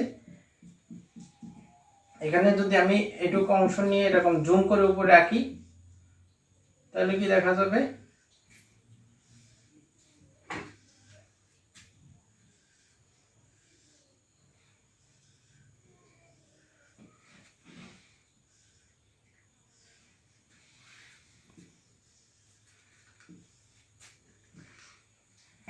এইখানে এরকম একটা স্তর আছে। তো কিছু কিছু জায়গায়, কিছু কিছু না বেশিরভাগ জায়গায় এই অন্তঃত্বকে এই জায়গাটা পুরু হয়ে যায়, এখানে বিভিন্ন শ্বেতসার জমে এখানে একটা পুরো ফিতার মতন হয়ে যায়। তো এইটাকে বইয়ের ভাষায় আমরা বলতেছি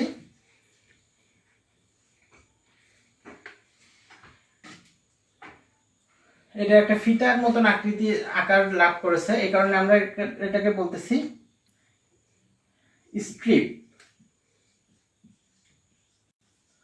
আর বিজ্ঞানী ক্যাসপেরি এটা আবিষ্কার করেন, তার কারণে এটাকে নাম দেওয়া হয়েছে ক্যাসপেরিয়ান স্ট্রিপ। ক্যাসপেরিয়ান স্ট্রিপ এটা হচ্ছে একটা ফিতার মতন গঠন। এখন এই এই যে ফিতার মতন গঠন, এটার দরকার কি ছিল? দেখো এর ভিতর কিন্তু আমার ভাস্কুলার বান্ডেলটা কিন্তু এর ভিতর সাজানো থাকে। ভাস্কুলার বান্ডেলের অংশ কি কি আছে? জাইলেম এবং ফ্লোয়েম। জাইলেমের কাজ কি? পানি পরিবহন করা। এখন এই যে কোনো কিছুর জন্য অতিরিক্ত পানি কিনতে হবে ভালো না, ঠিক আছে? এখন যদি এই অন্ততক ভেদ করে অতিরিক্ত পানি মজ্জায় চলে আসে, তাহলে মজ্জাটা অনেক সময় পচে যেতে পারে। এই কারণে কি হবে, এই ফিতাটা পুরু হয়, অর্থাৎ এটা বাঁধের মতন কাজ করে, যাতে পানি বাইরে থেকে ভিতরে ঢুকতে না পারে, বাইরে থেকে ভিতরে ঢুকতে বাধা পায়। এই কারণে ক্যাসপিয়ান স্ট্রিপ তৈরি হয়েছে, স্বেচ্ছার জমা হয়ে পুরু হয়ে। আবার কিছু কিছু জায়গায় এটা একটা ফাঁকা রয়েছে, যেমন আমি এটা পুরো করে দিচ্ছি, এটা পুরো করছি, এটা পুরো করছি, এখানে একটা জায়গা ফাঁকা রয়েছে। এটার নাম হবে হচ্ছে, এটা হচ্ছে একটা প্যাসেজ হিসেবে কাজ করবে, ঠিক আছে? একটা প্যাসেজ হিসেবে কাজ করবে, এখান থেকে পরিমিত পরিমাণ পানি ঢুকতে পারবে। ধরো এখানে একটা প্যাসেজ সেল আসছে, তাহলে এখানে অন্ততক ভেদ করে পানি ঢুকতে পারবে। এখানে একটা প্যাসেজ সেল আসছে, এখান থেকে পানি ঢুকতে পারবে, কিন্তু এখানে পুরো আছে, এখানে পুরো আছে, পানি ঢুকতে পারবে না। আবার এখান থেকে পানি ঢুকতে পারবে। তাইলে দেখো এই যে ক্যাসপিয়ান স্ট্রিপ, এইটা হচ্ছে একটা বাঁধের মতন কাজ করে, যে সব জায়গা থেকে পানি ঢুকতে দেবো না, কোনো জায়গায় ফাঁকা থাকবে, ছাড়া থাকবে, যেখান থেকে পানি ভিতরে ঢুকতে পারবে। তো এখন এখানে সবচেয়ে বেশি ইম্পর্টেন্ট কোশ্চেনটা হচ্ছে ক্যাসপিয়ান স্ট্রিপ কোথায় দেখা যায়? ক্যাসপিয়ান স্ট্রিপ কোথায় দেখা যায়?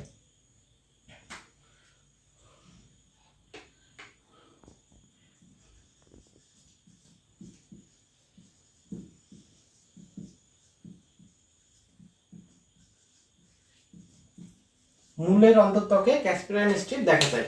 দেখে রাখো সুন্দর করে। এটা কিন্তু এখনো পর্যন্ত আজকের দিনে যতগুলো পড়াইছি সবচেয়ে বেশি ইম্পর্টেন্ট কোশ্চেনটা হচ্ছে এই, ক্যাসপিয়ান স্ট্রিপ কোথায় দেখা যায়?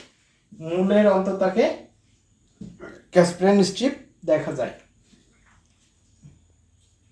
অর্থাৎ এটা একটা বাঁধের মতন কাজ করে এবং মূলজ চাপ, পানি চারপাশে পানি জমে গেলে একটা চাপ দেয়, এই চাপটা ভেদ করে এই জায়গা থেকে ঢুকতে পারে, ঠিক আছে? তাহলে এই কাজ, অন্ততকের কাজ কি লেখা আছে বইতে? মূলজ চাপ নিয়ন্ত্রণ করা। তাহলে বুঝতে পারলে এখানে স্বেচ্ছার জমা হয়ে সবগুলো একটা ফিতার মতন তৈরি করছে গঠন, যাকে বিজ্ঞানী ক্যাসপেরি আবিষ্কার করেছেন। একে বলবে ক্যাসপিয়ান স্ট্রিপ। এবং কিছু কিছু জায়গায় এখানে স্বেচ্ছার আবরণটা পুরো হয়নি, এখান থেকে পানি ভিতরে ঢুকতে পারে, ঠিক আছে? এখান থেকে নাম হবে, এটার নাম হচ্ছে প্যাসেজ সেল। তাহলে প্যাসেজ সেলও কোথায় থাকে? অন্ততকে থাকে। তাহলে এরপর আমরা চলে যাচ্ছি মূলের অন্ততকে ক্যাসপিয়ান স্ট্রিপ দেখা যায়। এরপর আমরা চলে যাচ্ছি পেরিসাইকেল বা পরিচক্রে।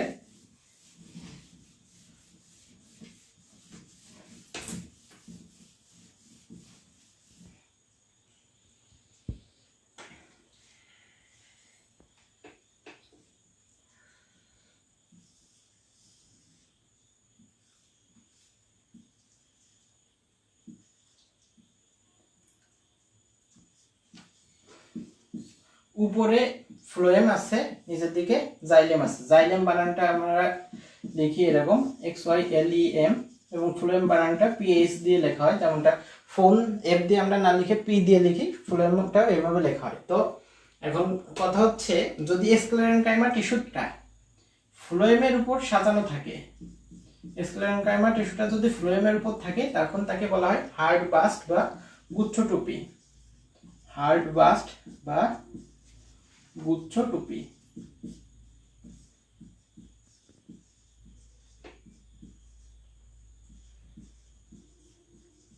ঠিক আছে? তাহলে এই হার্ড বাস্ট বা গুচ্ছ টুপিটা কোথায় দেখা যায়? পেরিসাইকেল বা পরিচক্রের ভিতর দেখা যায়। এখান থেকে বিভিন্ন ধরনের মূল সৃষ্টি হয়, এবং এই মূলটাকে বলে অস্থানিক মূল, যেটা হচ্ছে এইখান থেকে মূলটা সৃষ্টি হওয়ার কথা ছিল না, একটা অন্য জায়গা থেকে, দেখা গেল উদ্ভিদের কাণ্ড থেকে হঠাৎ করে মূল সৃষ্টি হয়েছে।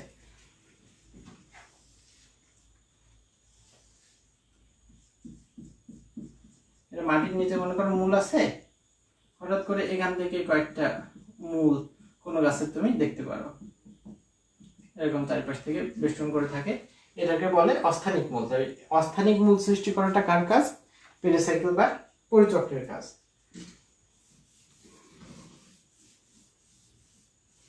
এখানে পেরিসাইকেল বা পরিচক্রে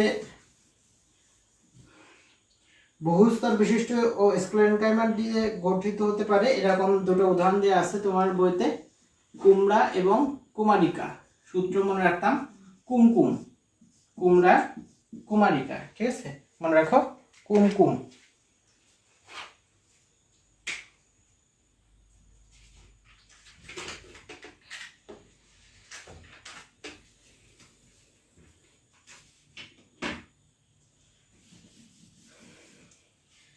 এরপর দেখো গ্রাউন্ড টিস্যু নিয়ে আর অল্প একটু পড়া আছে, সেটা হচ্ছে পাতা।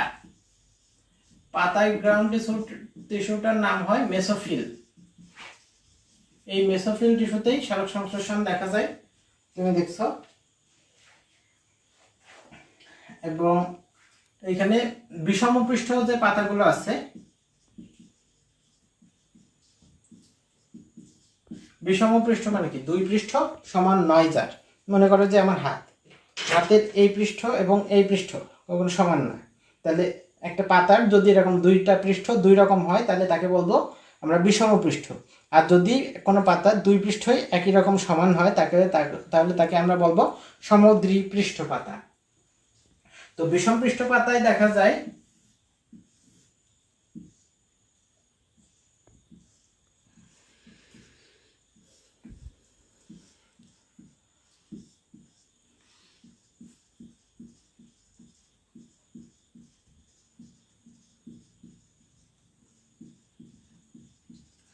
প্যালিসেড এবং স্পঞ্জি।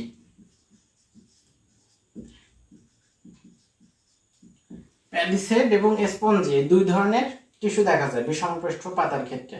আর সমদ্রি পৃষ্ঠ পাতার ক্ষেত্রে দেখা যায় হয়তো প্যালিসেড নয়তো স্পঞ্জি। প্যালিসেড টিস্যুগুলো হচ্ছে পাশাপাশি অবস্থিত এবং এর ভিতর কোনো অবকাশ নেই, কিন্তু স্পঞ্জি টিস্যুগুলো হচ্ছে ডিম্বাকার বা আয়তাকার, এগুলো হচ্ছে লম্বাকৃতি এবং এদের ভিতর বিভিন্ন ধরনের ফাঁকা থাকে, ঠিক আছে। তাহলে এটুকুই পাতার থেকে পড়া ছিল। এবার আসলে ভাস্কুলার বান্ডেলে আমরা ভিতর চলে যাই।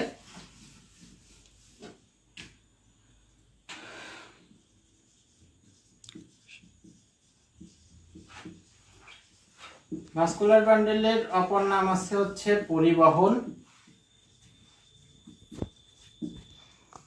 বা ফ্যাসিকুলার টিস্যুতন্ত্র। পরিবহন বা ফ্যাসিকুলার টিস্যুতন্ত্র, এর ভিতর দুইটা অংশ থাকে, একটা হচ্ছে জাইলেম আর একটা ফ্লোয়েম।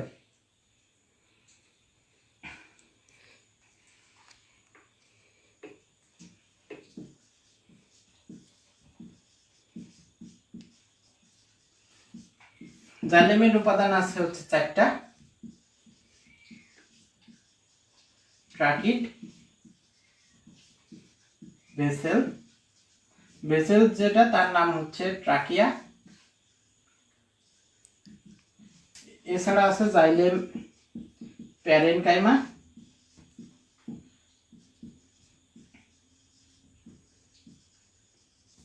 এবং জাইলেম ফাইবার।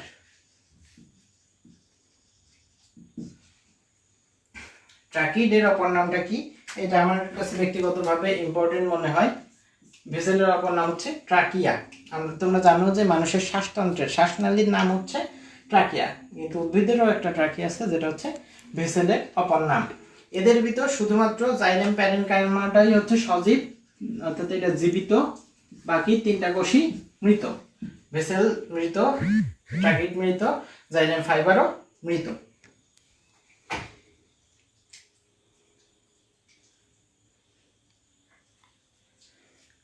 এখন আসো ভেসেল কোষ নিয়ে আমাদের একটু পড়াশোনা আছে।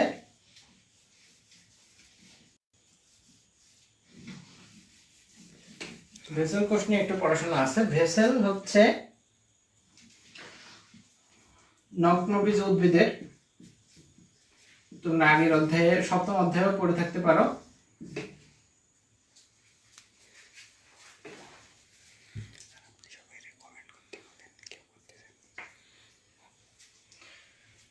নগ্নবীজ উদ্ভিদের ক্ষেত্রে জাইলেমে।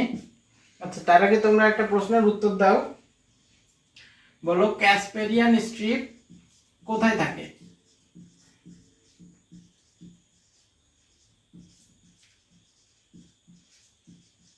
ক্যাসপেরিয়ান স্ট্রিপ কোথায় থাকে? উত্তরটা লিখে সবাই কমেন্ট করো, আমি দেখবো কিন্তু।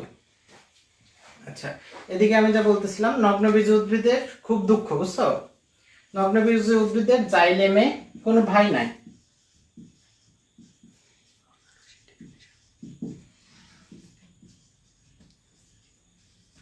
এবং ফ্লোয়েমে এর কোনো সঙ্গী নাই।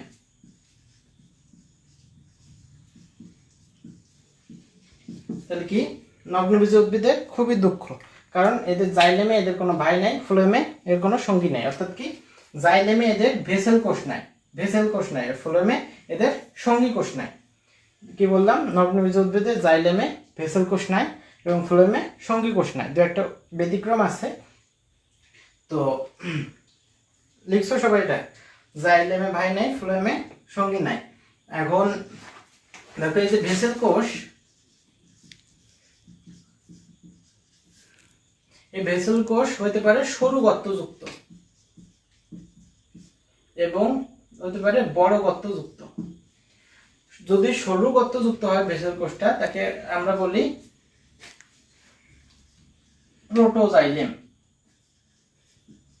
আর যদি এটা বড় গর্তযুক্ত হয় তাহলে বলি মেটাজাইলেম। মানে কি, মনে রাখতাম মোটা জাইলেম, বলতাম বড় গর্তযুক্ত কোনটা, যেটা মোটা, যেটা মোটা সেটা বড়, ঠিক আছে? মোটা তাহলে বড়, মোটা জাইলেম হচ্ছে বড় জাইলেম।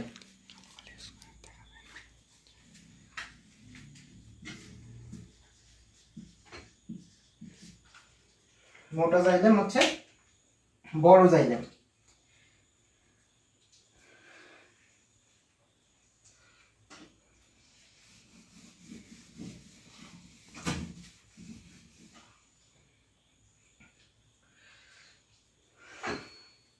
এখন এই যে প্রোটোজাইলেম আর মেটাজাইলেম, এইগুলোর সজ্জার উপর ভিত্তি করে আমরা দুই ভাগে, আবার মূলত তিন ভাগে ভাগ করতে পারি।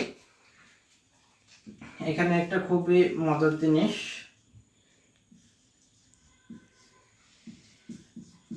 মনে রাখবা, মেকআপ।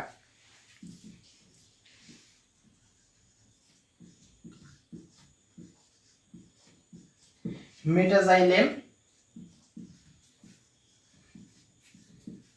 কাণ্ডের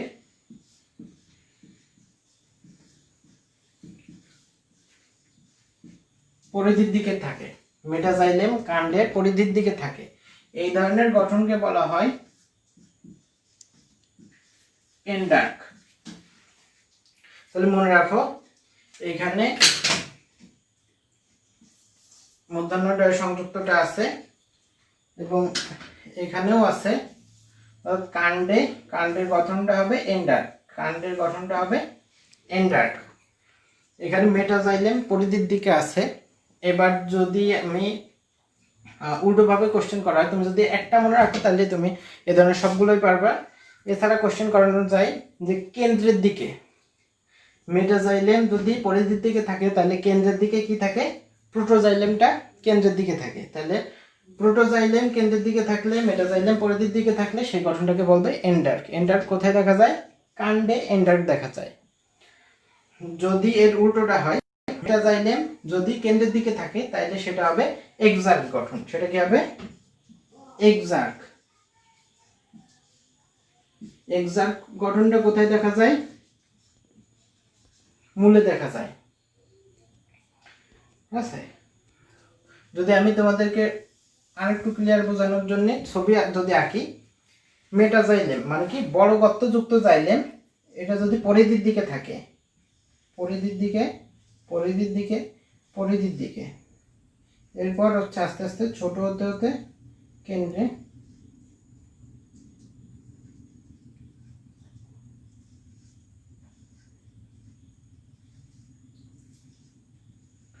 অর্থাৎ এখানে দেখো কেন্দ্রের দিকে একদম সরু গর্তযুক্ত ভেসেলগুলো আছে, যেটা হচ্ছে প্রোটোজাইলেম।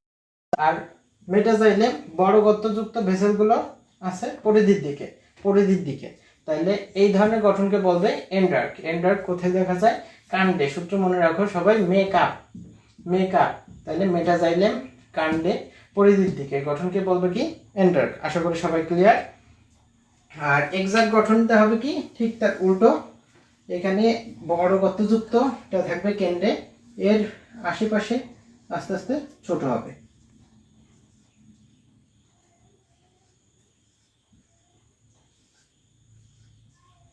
ঠিক আছে, এটা হচ্ছে এক্সাক্ট, এটা হচ্ছে মূলে এই ধরনের গঠন দেখা যায়।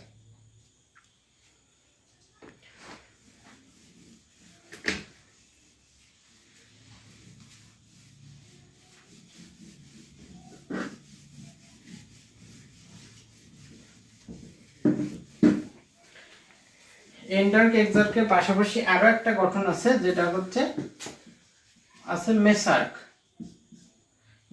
এখানে কি হয়? মেস মানে কি আশা করি সবাই জানো। মেস মানে গন্ডগোল, হইচই, বিশৃঙ্খলা। এখানে কি হয়? এই ক্ষেত্রে মেটাজাইলেম এবং প্রোটোজাইলেম এটা কোনো নির্দিষ্ট শব্দ অনুসারে সাজানো থাকে না, এক একটা এক এক দিকে থাকে। এখানে বড় গর্তযুক্ত থাকলো, এখানে একটা বড় গর্তযুক্ত থাকলো, এখানে একটা বড় গর্তযুক্ত থাকলো, আবার এখানে একটা বড় গর্তযুক্ত থাকলো। তাহলে এখানে কোনো নির্দিষ্ট নিয়ম অনুসারে সাজানো যায় না। এটা হচ্ছে পাতায় এই ধরনের গঠন দেখা যায়। পাতার গঠনটা হয় কি? মেসার্ক। আরো একটা ভাবে মনে রাখা যায়, তুমি দেখছো যে পাতার টিস্যুটাকে কি বলা হয়? মেসোফিল। পাতার গ্রাউন্ড টিস্যুটাকে বলা হয় মেসোফিল। তাহলে মেসোফিল টিস্যুতে কি থাকবে? মেসার্ক গঠনটা থাকবে। এবার আসো আমরা জাইলেম টিস্যুটা শেষ করার আগে আমরা একটু কাজটা পড়ে নিই। জাইলেম হচ্ছে উদ্ভিদের মূল থেকে খনিজ লবণ এবং পানি উদ্ভিদের পাতা এবং শাখা প্রশাখে কাণ্ডে বিভিন্ন জায়গায় পৌঁছে দেবে। কি করবে? জাইলেম টিস্যুটা খনিজ লবণ এবং পানি H2O এবং খনিজ লবণ এগুলো মূল থেকে উদ্ভিদের কাণ্ড, শাখা প্রশাখা এবং পাতায় পৌঁছে দেবে। মেইনলি পাতায় পৌঁছে দেবে।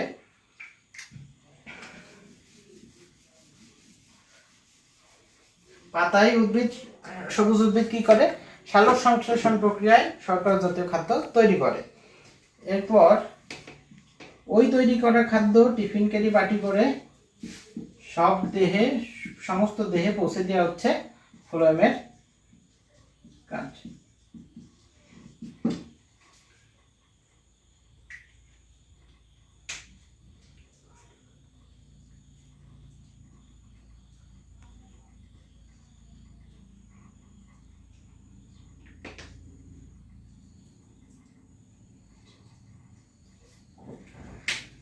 তাহলে জাইলেমের কাজটা কি হবে? পানি এবং খনিজ লবণ উদ্ভিদের মূল থেকে পাতা পর্যন্ত পৌঁছানো, এবং পাতায় ওই খাবারটা রান্না বান্না করে তৈরি করবে। ফ্লোয়েম ওই টিস্যুটা কি করবে? ফ্লোয়েম টিস্যুটা টিফিন ক্যারি বাটি করে প্রত্যেক বাড়ি ওই খাবার পৌঁছে দিয়ে আসবে। ঠিক আছে, কাজটা মনে রাখা খুবই সহজ।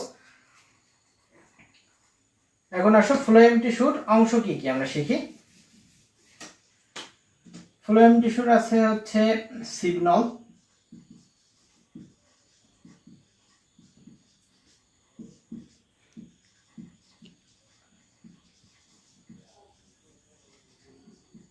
সঙ্গীকোষ, ফ্লোয়েম প্যারেনকাইমা এবং ফ্লোয়েম ফাইবার।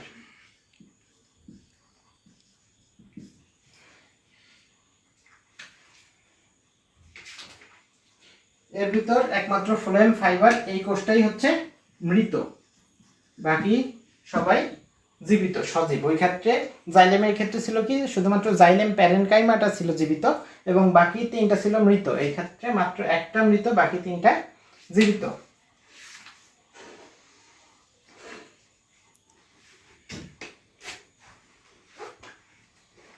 তো এখানে একটা খুবই গুরুত্বপূর্ণ কোশ্চেন আছে, সেটা হচ্ছে পাটের আঁশ। পাটের আঁশকে কি বলে? বাস্ট ফাইবার বলে।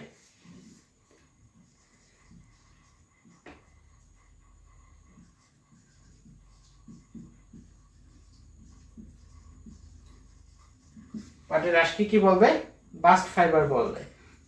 এটা হচ্ছে সেকেন্ডারি ফ্লোয়েমে অবস্থিত। এটা কিসের থেকে আসে? ফ্লোয়েম। কি ধরনের ফ্লোয়েম? সেকেন্ডারি ফ্লোয়েম থেকে আসে। এটা তোমাদের ভর্তি পরীক্ষায় বারবার আসা একটা কোশ্চেন, যে বাস্ট ফাইবার কাকে বলে। সেটা হচ্ছে সেকেন্ডারি ফ্লোয়েমকে বাস্ট ফাইবার বলে। একটা বাস্ট ফাইবারের উদাহরণ হচ্ছে পাটের আঁশ। আশা করি এখন থেকে তোমরা পারবা। পাটের আঁশ হচ্ছে বাস্ট ফাইবার, এটা হচ্ছে একটা সেকেন্ডারি ফ্লোয়েমের উদাহরণ। এখন আসো ভাস্কুলার বান্ডেলের প্রকারভেদ আমরা শিখব। মুছে ফেললাম।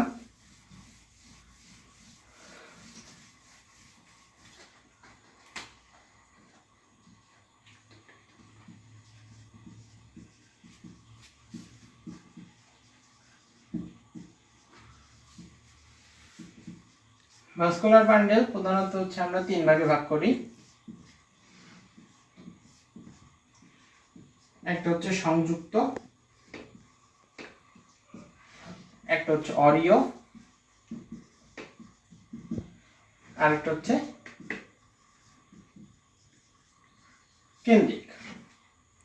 সংযুক্ত ভাস্কুলার বান্ডেলটা হচ্ছে আবার 2 ধরনের। একটা হচ্ছে সমপার্শ্বীয়, একটা হচ্ছে দ্বিপার্শ্বীয়। এখন সংযুক্ত আমি দেখাই। আগে একটা ছবি আমি আগে ছিলাম।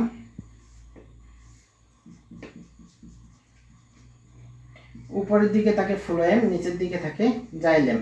সজ্জাটাও এমন, এবিসিডি অ্যালফাবেটিক অর্ডার যেমন তেমন। উপর দিকে যেহেতু এবিসিডি করে পড়ে গেলে পি আগে আসে, এক্স পরে আসে, তাই ফ্লোয়েম টিস্যুটা থাকবে উপরে, জাইলেম এক্স অর্থাৎ জাইলেম টিস্যুটা থাকবে পরে।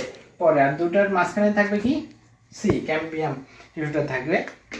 এই ক্ষেত্রে যদি একটা ফ্লোয়েম একটা জাইলেম নিয়ে গঠিত হয় তখন তাকে বলবে সংযুক্ত।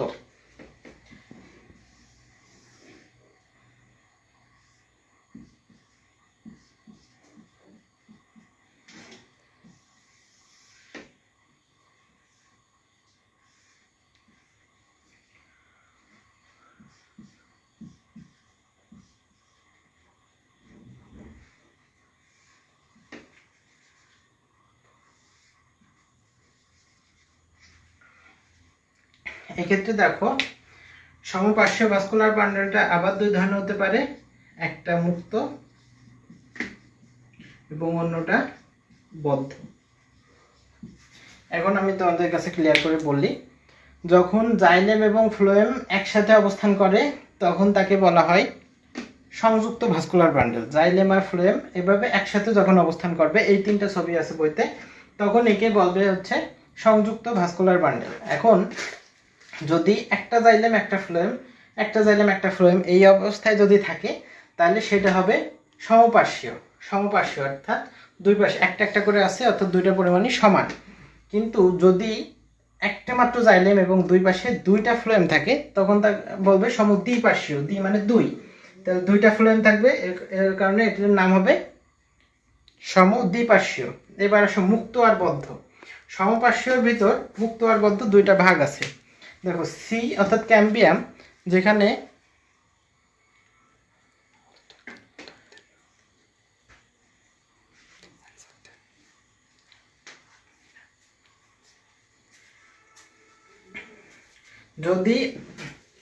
যদি ফ্লোয়েম এবং জাইলেম এই দুটার মাঝে ক্যাম্বিয়াম নামক ভাজক টিস্যুটা থাকে, তখন তাকে বলা হয় মুক্ত। আর যদি এদের ভিতর কোনো মানে ক্যাম্বিয়াম নামক ভাজক টিস্যু না থাকে, তখন তাকে বলা হয় বদ্ধ। তো এই যে ক্যাম্বিয়াম নামক ভাজক টিস্যু, একে মুক্ত বলার কারণ হচ্ছে এটা মূলত বৃদ্ধির জন্য মুক্ত।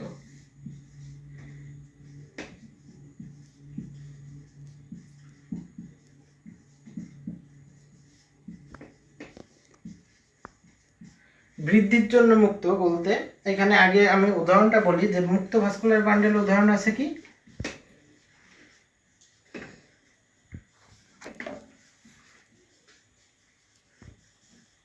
দ্বিবীজপত্রী যেসব উদ্ভিদ আছে উদ্ভিদের কাণ্ডে, দ্বিবীজপত্রী উদ্ভিদের কাণ্ডের ভাস্কুলার বান্ডেলটা হচ্ছে মুক্ত। এখন ভাই দেখো দ্বিবীজপত্রী উদ্ভিদ কি, তোমরা যদি আম, কাঁঠাল, বড় বড় গাছ যেগুলো মেহগনি, শিশুফুল, এই গাছগুলো যদি তোমরা চিনে থাকো, এই গাছগুলো হচ্ছে দ্বিবীজপত্রী। এই উদ্ভিদের কাণ্ড অর্থাৎ ডালটা বৃদ্ধির জন্য মুক্ত, এটা যত চায় তত বৃদ্ধি হতে পারে। কারণ কি, ক্যাম্বিয়াম নামক ভাজক টিস্যুটা এটা বিভাজিত হবে আর এটা আস্তে আস্তে বেশি জায়গা দখল করবে। কিন্তু এখানে যেটা ক্যাম্বিয়াম নামক ভাজক টিস্যুটা দুটোর মাঝখানে নাই, এটা হচ্ছে ইচ্ছে করবে যত তত বিভাজিত হতে পারবে না। এই কারণে এটা যে অবস্থায় আছে এইখানে এই অবস্থায় এটা থেকে যাবে। আর এই কারণে একবীজপত্রী কাণ্ডের উদাহরণ হবে হচ্ছে বদ্ধ যেগুলো বদ্ধ সমপার্শ্বীয় সংযুক্ত ভাস্কুলার বান্ডেল। এইখানে মনে করো একটা ধান গাছ, ধান ইচ্ছে করলে আম গাছের মতন বড় হতে পারবে না, কারণ এটা কি নেই, মাঝখানে কোনো ক্যাম্বিয়াম নামক ভাজক টিস্যু নেই, অর্থাৎ এটার বৃদ্ধিটা মুক্ত হতে পারতেছে না। একটা নির্দিষ্ট ব্যাসার্ধ পর্যন্ত বাড়ার পর এর যে বৃদ্ধিটা সেটা বন্ধ হয়ে যাচ্ছে। তো আশা করি বুঝতে পারছো, বদ্ধ ভাস্কুলার বান্ডেলের উদাহরণ হচ্ছে একবীজপত্রী কাণ্ড। তো সূত্র একটা মনে রাখতাম, সেটা হচ্ছে একতা বদ্ধ। একতা অর্থাৎ একবীজপত্রী, কতে আবার মনে রাখবা কাণ্ড, এবং এখানে ভাস্কুলার বান্ডেল কোন প্রকৃতির, বদ্ধ সমপার্শ্বীয় প্রকৃতির, বদ্ধ সমপার্শ্বীয় প্রকৃতির। এছাড়া এখানে হচ্ছে দ্বিবীজপত্রীর কাণ্ড হচ্ছে মুক্ত সমপার্শ্বীয় উদাহরণ, কিন্তু এখানে কুমড়া কাণ্ডটা ব্যতিক্রম দেখা গেছে একবীজপত্রী কাণ্ডের সাথে, এখানে কুমড়াটা অতিরিক্ত, তুমি মনে রাখবা। এখানে দেখো এরপর আশা করি সমপার্শ্বীয় মুক্ত বদ্ধ তোমরা বুঝতে পারছো, যেখানে ক্যাম্বিয়াম থাকবে আর থাকবে না। এবার সমদ্বিপার্শ্বীয় যেটা হবে, জাইলেমের দুই পাশে দুইটা ফ্লোয়েম আছে, এটা হচ্ছে বাইরের দিকে যেটা আছে উপরের দিকে এটা বহিঃফ্লোয়েম, যেটা ভিতরে নিচের দিকে আছে কেন্দ্রের দিকে আছে সেটা হচ্ছে অন্তঃফ্লোয়েম। এখন এইখানে দুইটা ক্যাম্বিয়াম নামক ভাজক টিস্যু আছে, এই কারণে এইগুলো হচ্ছে সমদ্বিপার্শ্বীয় ভাস্কুলার বান্ডেলের উদাহরণ। এবং যেহেতু ক্যাম্বিয়াম আছে, এইটা সবসময় এটা মুক্ত প্রকৃতির, এটা সবসময় মুক্ত প্রকৃতির। ক্যাম্বিয়াম ভাজক টিস্যুর কাজ হচ্ছে এটা জাইলেম এবং ফ্লোয়েমের মধ্যে একটা পার্থক্য হিসেবে কাজ করে, এবং এখানে মাঝে মাঝে জাইলেমের যে কাজটা জাইলেম ফ্লোয়েমের ভিতর সংযোগকারী একটা স্তর হিসেবে কাজ করে। এখন যা বলতেছিলাম সমপার্শ্ব, এখানে দুইটা সমদ্বিপার্শ্ব, দুইটা ক্যাম্বিয়াম থাকার কারণে এটা সবসময় মুক্ত প্রকৃতির, সবসময় কি প্রকৃতির, মুক্ত প্রকৃতির। এখানে উদাহরণ আছে দেখো, লাউ আর কুমড়া, মনে রাখতে পারো কুলা, কুমড়া এবং লাউ, আমি মুছে ফেলতেছি এবার।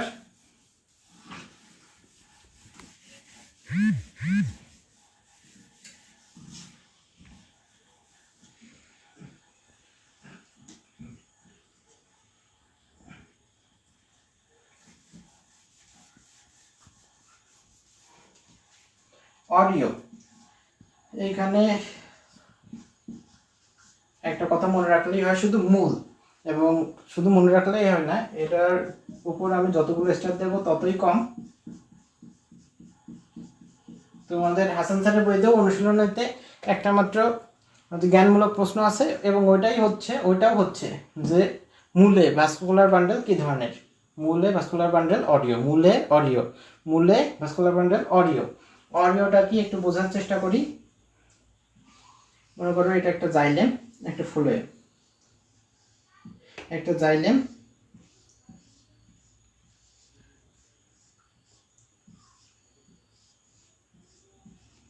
একটা করে জাইলেম, একটা করে ফ্লোয়েম। এখন আমি এর কেন্দ্র থেকে যদি যে কোনো এক পাশে একটা ব্যাসার্ধ টানি, তাহলে এখানে এর ভিতর পড়েছে শুধুমাত্র ফ্লোয়েম, আবার আমি যদি ব্যাসার্ধটা এদিকে টানি তাহলে এটা শুধুমাত্র জাইলেমকে অতিক্রম করেছে। সুতরাং মানে সংখ্যাটা এভাবে দেওয়া হয়েছে বইতে যে একই ব্যাসার্ধের উপর শুধুমাত্র জাইলেম বা ফ্লোয়েম যদি অবস্থান করে, ঠিক আছে, এবং একটার পাশে একটা এভাবে সজ্জিত থাকে, তাহলে এটাকে বলে অডিও। যখন তুমি একটা মাত্র ব্যাসার্ধ টানবা তখন একসাথে জাইলেম এবং ফ্লোয়েমকে এটা সেট করে যেতে পারবে না, এটাকে বলতেছে অডিও। এবার আসো কেন্দ্রিক।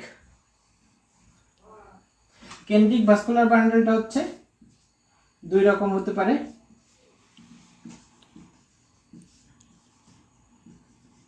এটা হচ্ছে হাইড্রোসেন্ট্রিক, একটা লেপ্টোসেন্ট্রিক।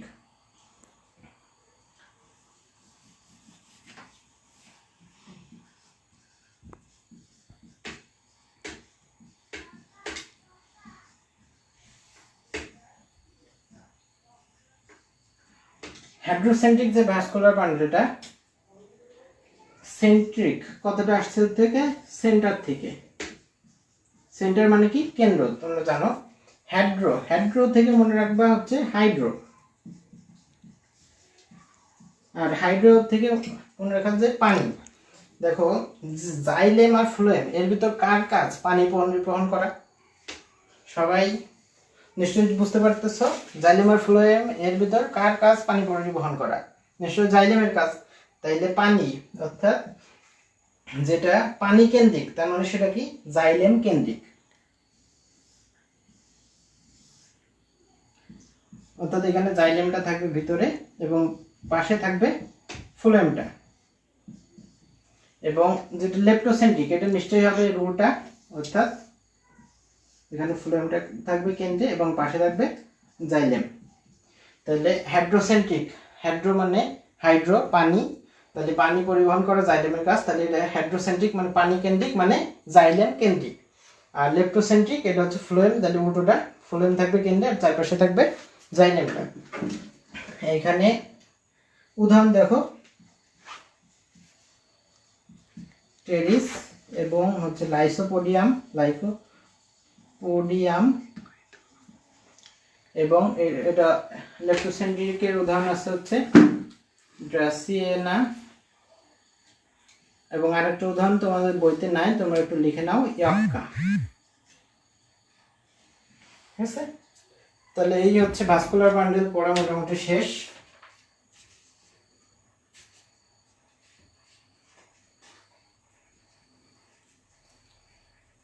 বাকি যে অংশটুকু আছে এখানে পড়া খুবই কম বা খুবই কম পড়াবো।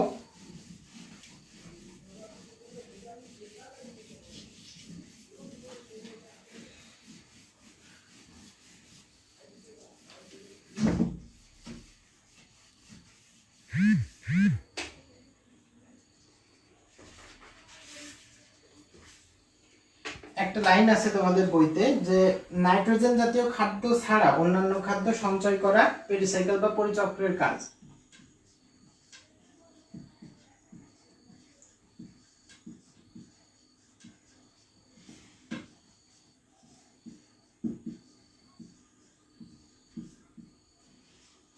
পেরিসাইকেল বা পরিচক্র, এখানে পরিচক্রের কথা বলতে একটা কথা মনে পড়লো, তোমাদের বইতে আরেকটা পরিচক্র আছে যেটা হচ্ছে পরিচক্র। শুধু এই রশ্মি আর দীর্ঘের হচ্ছে পার্থক্য। এই পরিচক্রটা বলতে কি বোঝায় কেউ যদি জানো তাহলে কমেন্টে লেখো, একটু পর উত্তরটা আমি নিজেই বলে দেবো।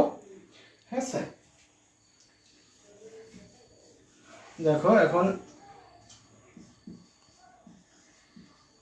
নাইট্রোজেন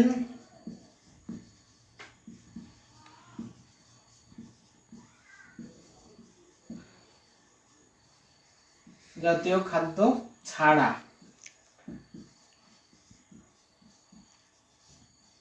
অন্যান্য খাদ্য সঞ্চয় করা পেরিসাইকেল বা পরিচক্রের কাজ। এখন তোমরা বুঝতেই পারতেছো যে খাদ্য ছাড়া, নাইট্রোজেন জাতীয় খাদ্য ছাড়া বলতে কি বোঝায়, কিন্তু সমস্যা হচ্ছে যদি তোমার কোশ্চেনে আসে যে নাইট্রোজেন জাতীয় খাদ্য সঞ্চয় করা কার কাজ, তাইলে উত্তরটা হবে একই, পেরিসাইকেল বা পরিচক্র, এখানে উত্তরটা হবে। এটা বড় একটা কন্ট্রোভার্সি যে কেন এরকমটা হলো। তো এটাই উত্তর দাগাতে হবে। এমনকি মেডিকেল ভর্তি পরীক্ষায় এরকম প্রশ্ন কয়েকবার আসছে যে নাইট্রোজেন জাতীয় খাদ্য সঞ্চয় করা কার কাজ, ওখানে ছাড়াটা মোটে উল্লেখই করেনি, কিন্তু অর্থ কিন্তু আকাশ পাতাল ডিফারেন্স হয়ে যাচ্ছে, একদম উল্টো কথা বলতেছে যে নাইট্রোজেন জাতীয় খাদ্য ছাড়া অন্যান্য খাদ্য সঞ্চয় করা, আর এরা বলতেছে নাইট্রোজেন জাতীয় খাদ্য সঞ্চয় করা। তো এই সমস্যাটা দেখা গেছে এখানে। তো এটা খুবই আশা একটা প্রশ্ন, এটা কিন্তু তোমাদের এটাই দাগাতে হবে, কোনো বিকল্প নেই। তোমার দুই ক্ষেত্রেই ছাড়া দিলেও পরিচক্র দাগাতে হবে, না না দিলেও পরিচক্রই দাগাতে হবে।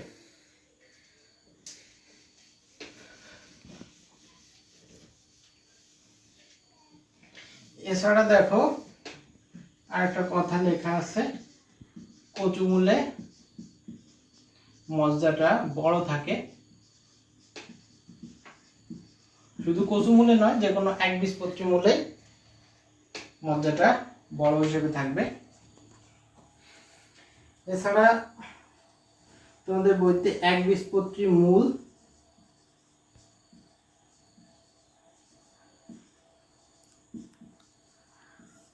এবং একবীজপত্রী কাণ্ড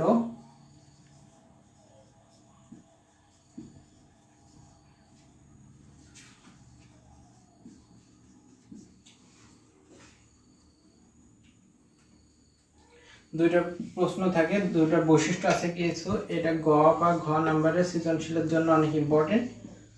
3 স্টার এই অধ্যায় থেকে সৃজনশীল আসলে এখান থেকে আসবে গ বা ঘ, আশা করা যায়।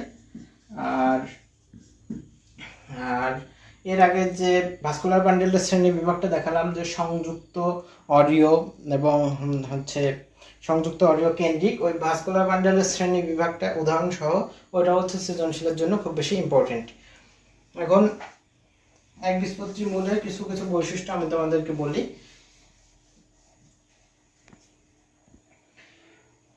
মূলের ত্বকে কিউটিকল থাকে অনুপস্থিত।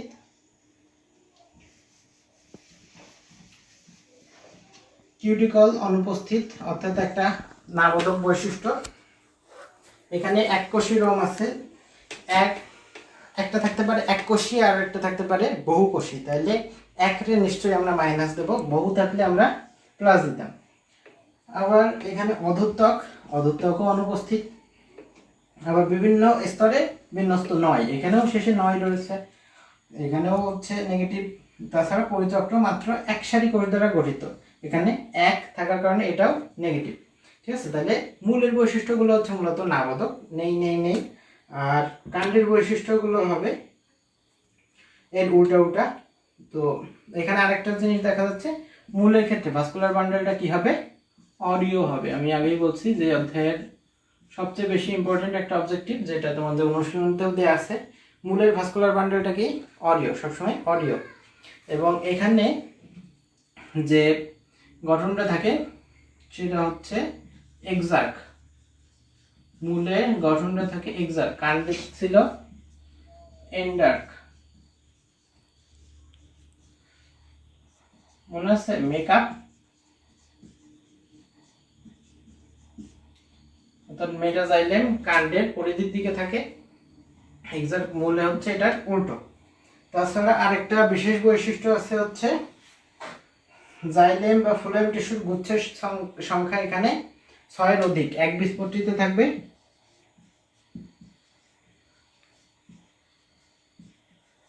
6-এর অধিক। যদি দ্বিবীজপত্রী হতো, সাধারণত এটা দ্বিবীজপত্রী হলে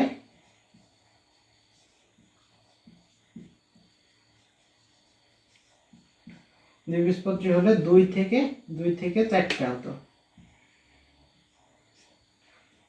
মানে একটা দ্বিবীজ, তাহলে 2 থেকে 4, 2 থাকলে তাহলে 2, আর যদি একবীজপত্রী হয় তাহলে এটা হবে 6। এবং মজ্জা বৃহৎ, যে কচু মূলের মজ্জা বড়, একটা কথা লিখলাম, যেহেতু এটা একবীজপত্রী একটা মূলের উদাহরণ, সুতরাং এখানে মজ্জা বড়।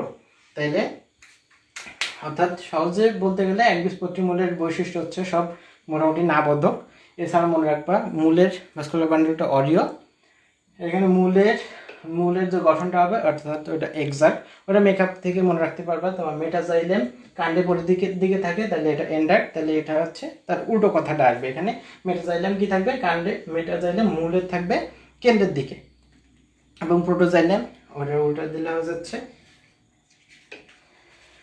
এরপর আসো যেটা কাণ্ডের ক্ষেত্রে একটা বিশেষ বৈশিষ্ট্য আছে, যে ক্ষেত্রে মেটাজাইলেম দুটো বড় গর্তযুক্ত দুইটা এরকম গঠন করে থাকতে পারে, এবং ছোট গর্তযুক্ত যেটা এইভাবে থাকতে পারে। তাহলে এইটা যদি আমরা এই তিনটাকে একসাথে মিলাই দিই তাহলে হচ্ছে এটা ভি এর মতন দেখায়। অনেক সময় এইদিকে আরেকটা গঠন থাকতে পারে, তখন এখান থেকে এই পর্যন্ত টেনে দিলে ওয়াই এর মতন দেখায়। অর্থাৎ যে একবীজপত্রী কাণ্ডে এখানে ওয়াই বা ভি এর মতন ভেসেলের যে প্রোটোজাইলেম এবং মেটাজাইলেম এটা থাকতে পারে ওয়াই বা ভি অক্ষরের মতন। দেখো এইগুলো হচ্ছে মাথার দিকে, এগুলো হচ্ছে মেটাজাইলেম, দুইটা মেটাজাইলেম থাকে, এবং নিচের দিকে হচ্ছে দুইটা প্রোটোজাইলেম থাকে। নিশ্চয়ই মনে আছে যে ওটা বড় গর্তযুক্ত ভেসেল সেটা হচ্ছে মেটাজাইলেম, আর নিচে যেটা ছোট গর্তযুক্ত এগুলো হচ্ছে প্রোটোজাইলেম। তো এগুলো কিসের বৈশিষ্ট্য? একবীজপত্রী কাণ্ডের বৈশিষ্ট্য।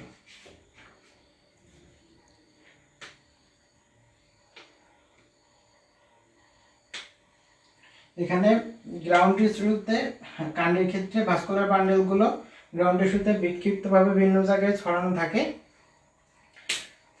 এছাড়া বাকি বৈশিষ্ট্যগুলো হচ্ছে মূলের উল্টো, এগুলো মোটামুটি পড়লেই হয়ে যায়।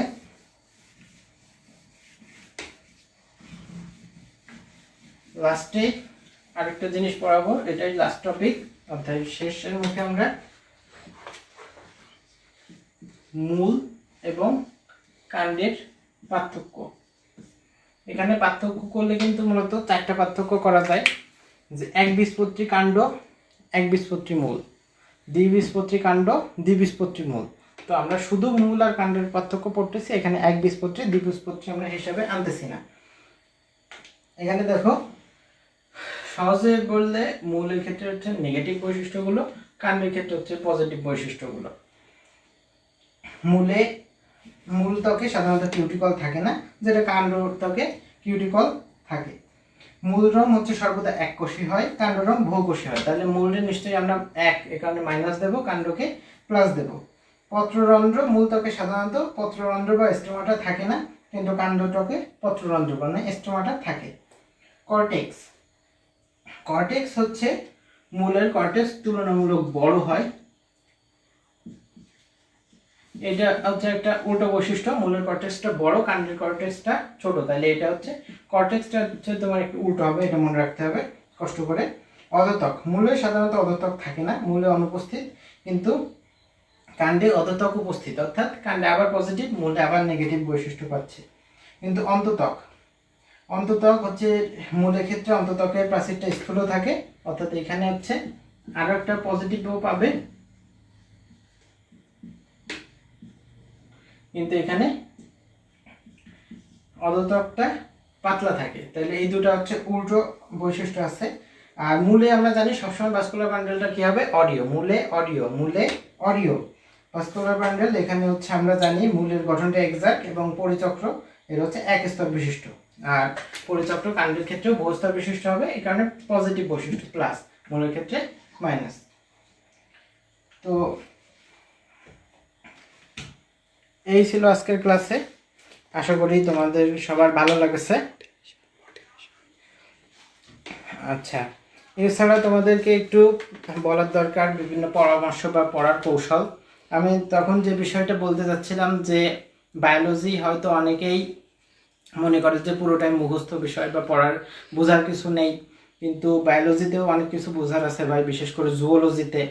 বোটানি তো অনেকের প্রায় সবার কাছে কঠিনও লাগে, আর বায়োলজিতেও কিছু বুঝলে বাকি কিছু মুখস্থ করা লাগে। সেটা কি ম্যাথের ক্ষেত্রে কি একদমই লাগে না? ম্যাথের ক্ষেত্রেও তো অন্তত সূত্রগুলো মুখস্থ করতে হয়, তাই না?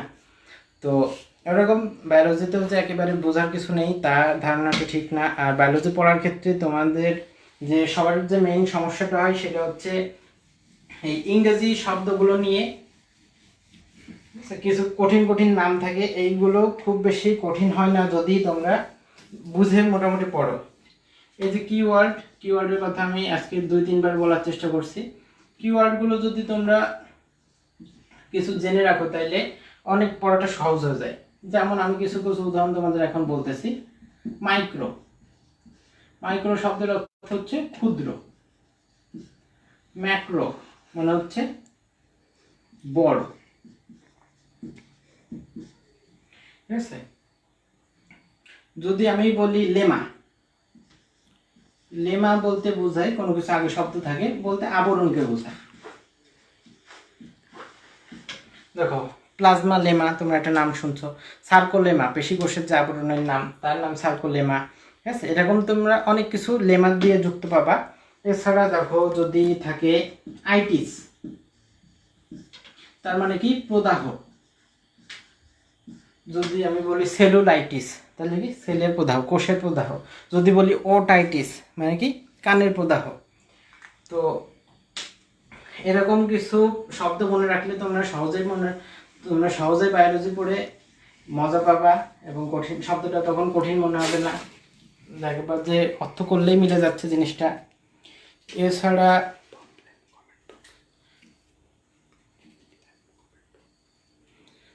এছাড়া তোমার ভর্তি পরীক্ষার জন্য বিভিন্ন যে প্রশ্নপত্রগুলো, বিভিন্ন বিশ্ববিদ্যালয়ের বিগত পরীক্ষার প্রশ্নপত্রগুলো তোমরা সলভ করবা, তাইলে কোশ্চেন প্যাটার্ন সম্পর্কে একটা ধারণা হবে। যত প্র্যাকটিস করবা তত তোমাদের ভালো হবে। তাছাড়া আসাদ ভাই তো তোমাদের সবসময় সাথেই আছে, বায়োলজি আর কেমিস্ট্রি হচ্ছে সে যথেষ্ট ভালো পড়ায়। আমি খুলনায় তখন তোমাদের আসাদ ভাই ছিল, তখন হচ্ছে আমি তার সাথেই ছিলাম, ঠিক আছে। তার পড়ানোর কোয়ালিটি বা যোগ্যতা আমি জানি। আর আমি হচ্ছে তোমাদের পাবনায় গেলে আশা করি দেখা হবে, করোনা পরিস্থিতি মানে সামনে স্বাভাবিক হয়ে গেলে। গত বছর আমি গেছিলাম, এবছর হয়তো তোমাদের সাথে কয়েকদিন দেখা হবে ক্লাসে। আর বায়োলজি আর কেমিস্ট্রি তোমরা যদি মোটামুটি ভালো করে ক্লিয়ার করতে পারো, তাহলে যে কোনো বিশ্ববিদ্যালয়ে তোমার মনে হয় চান্সের আর কি একটা বড় একটা পার্সেন্টেজ তোমার কভার হয়ে আসবে, ঠিক আছে। তো আজকে এই পর্যন্তই, আশা করি নেক্সট কোনো ক্লাসে দেখা হবে। সবাইকে টাটা।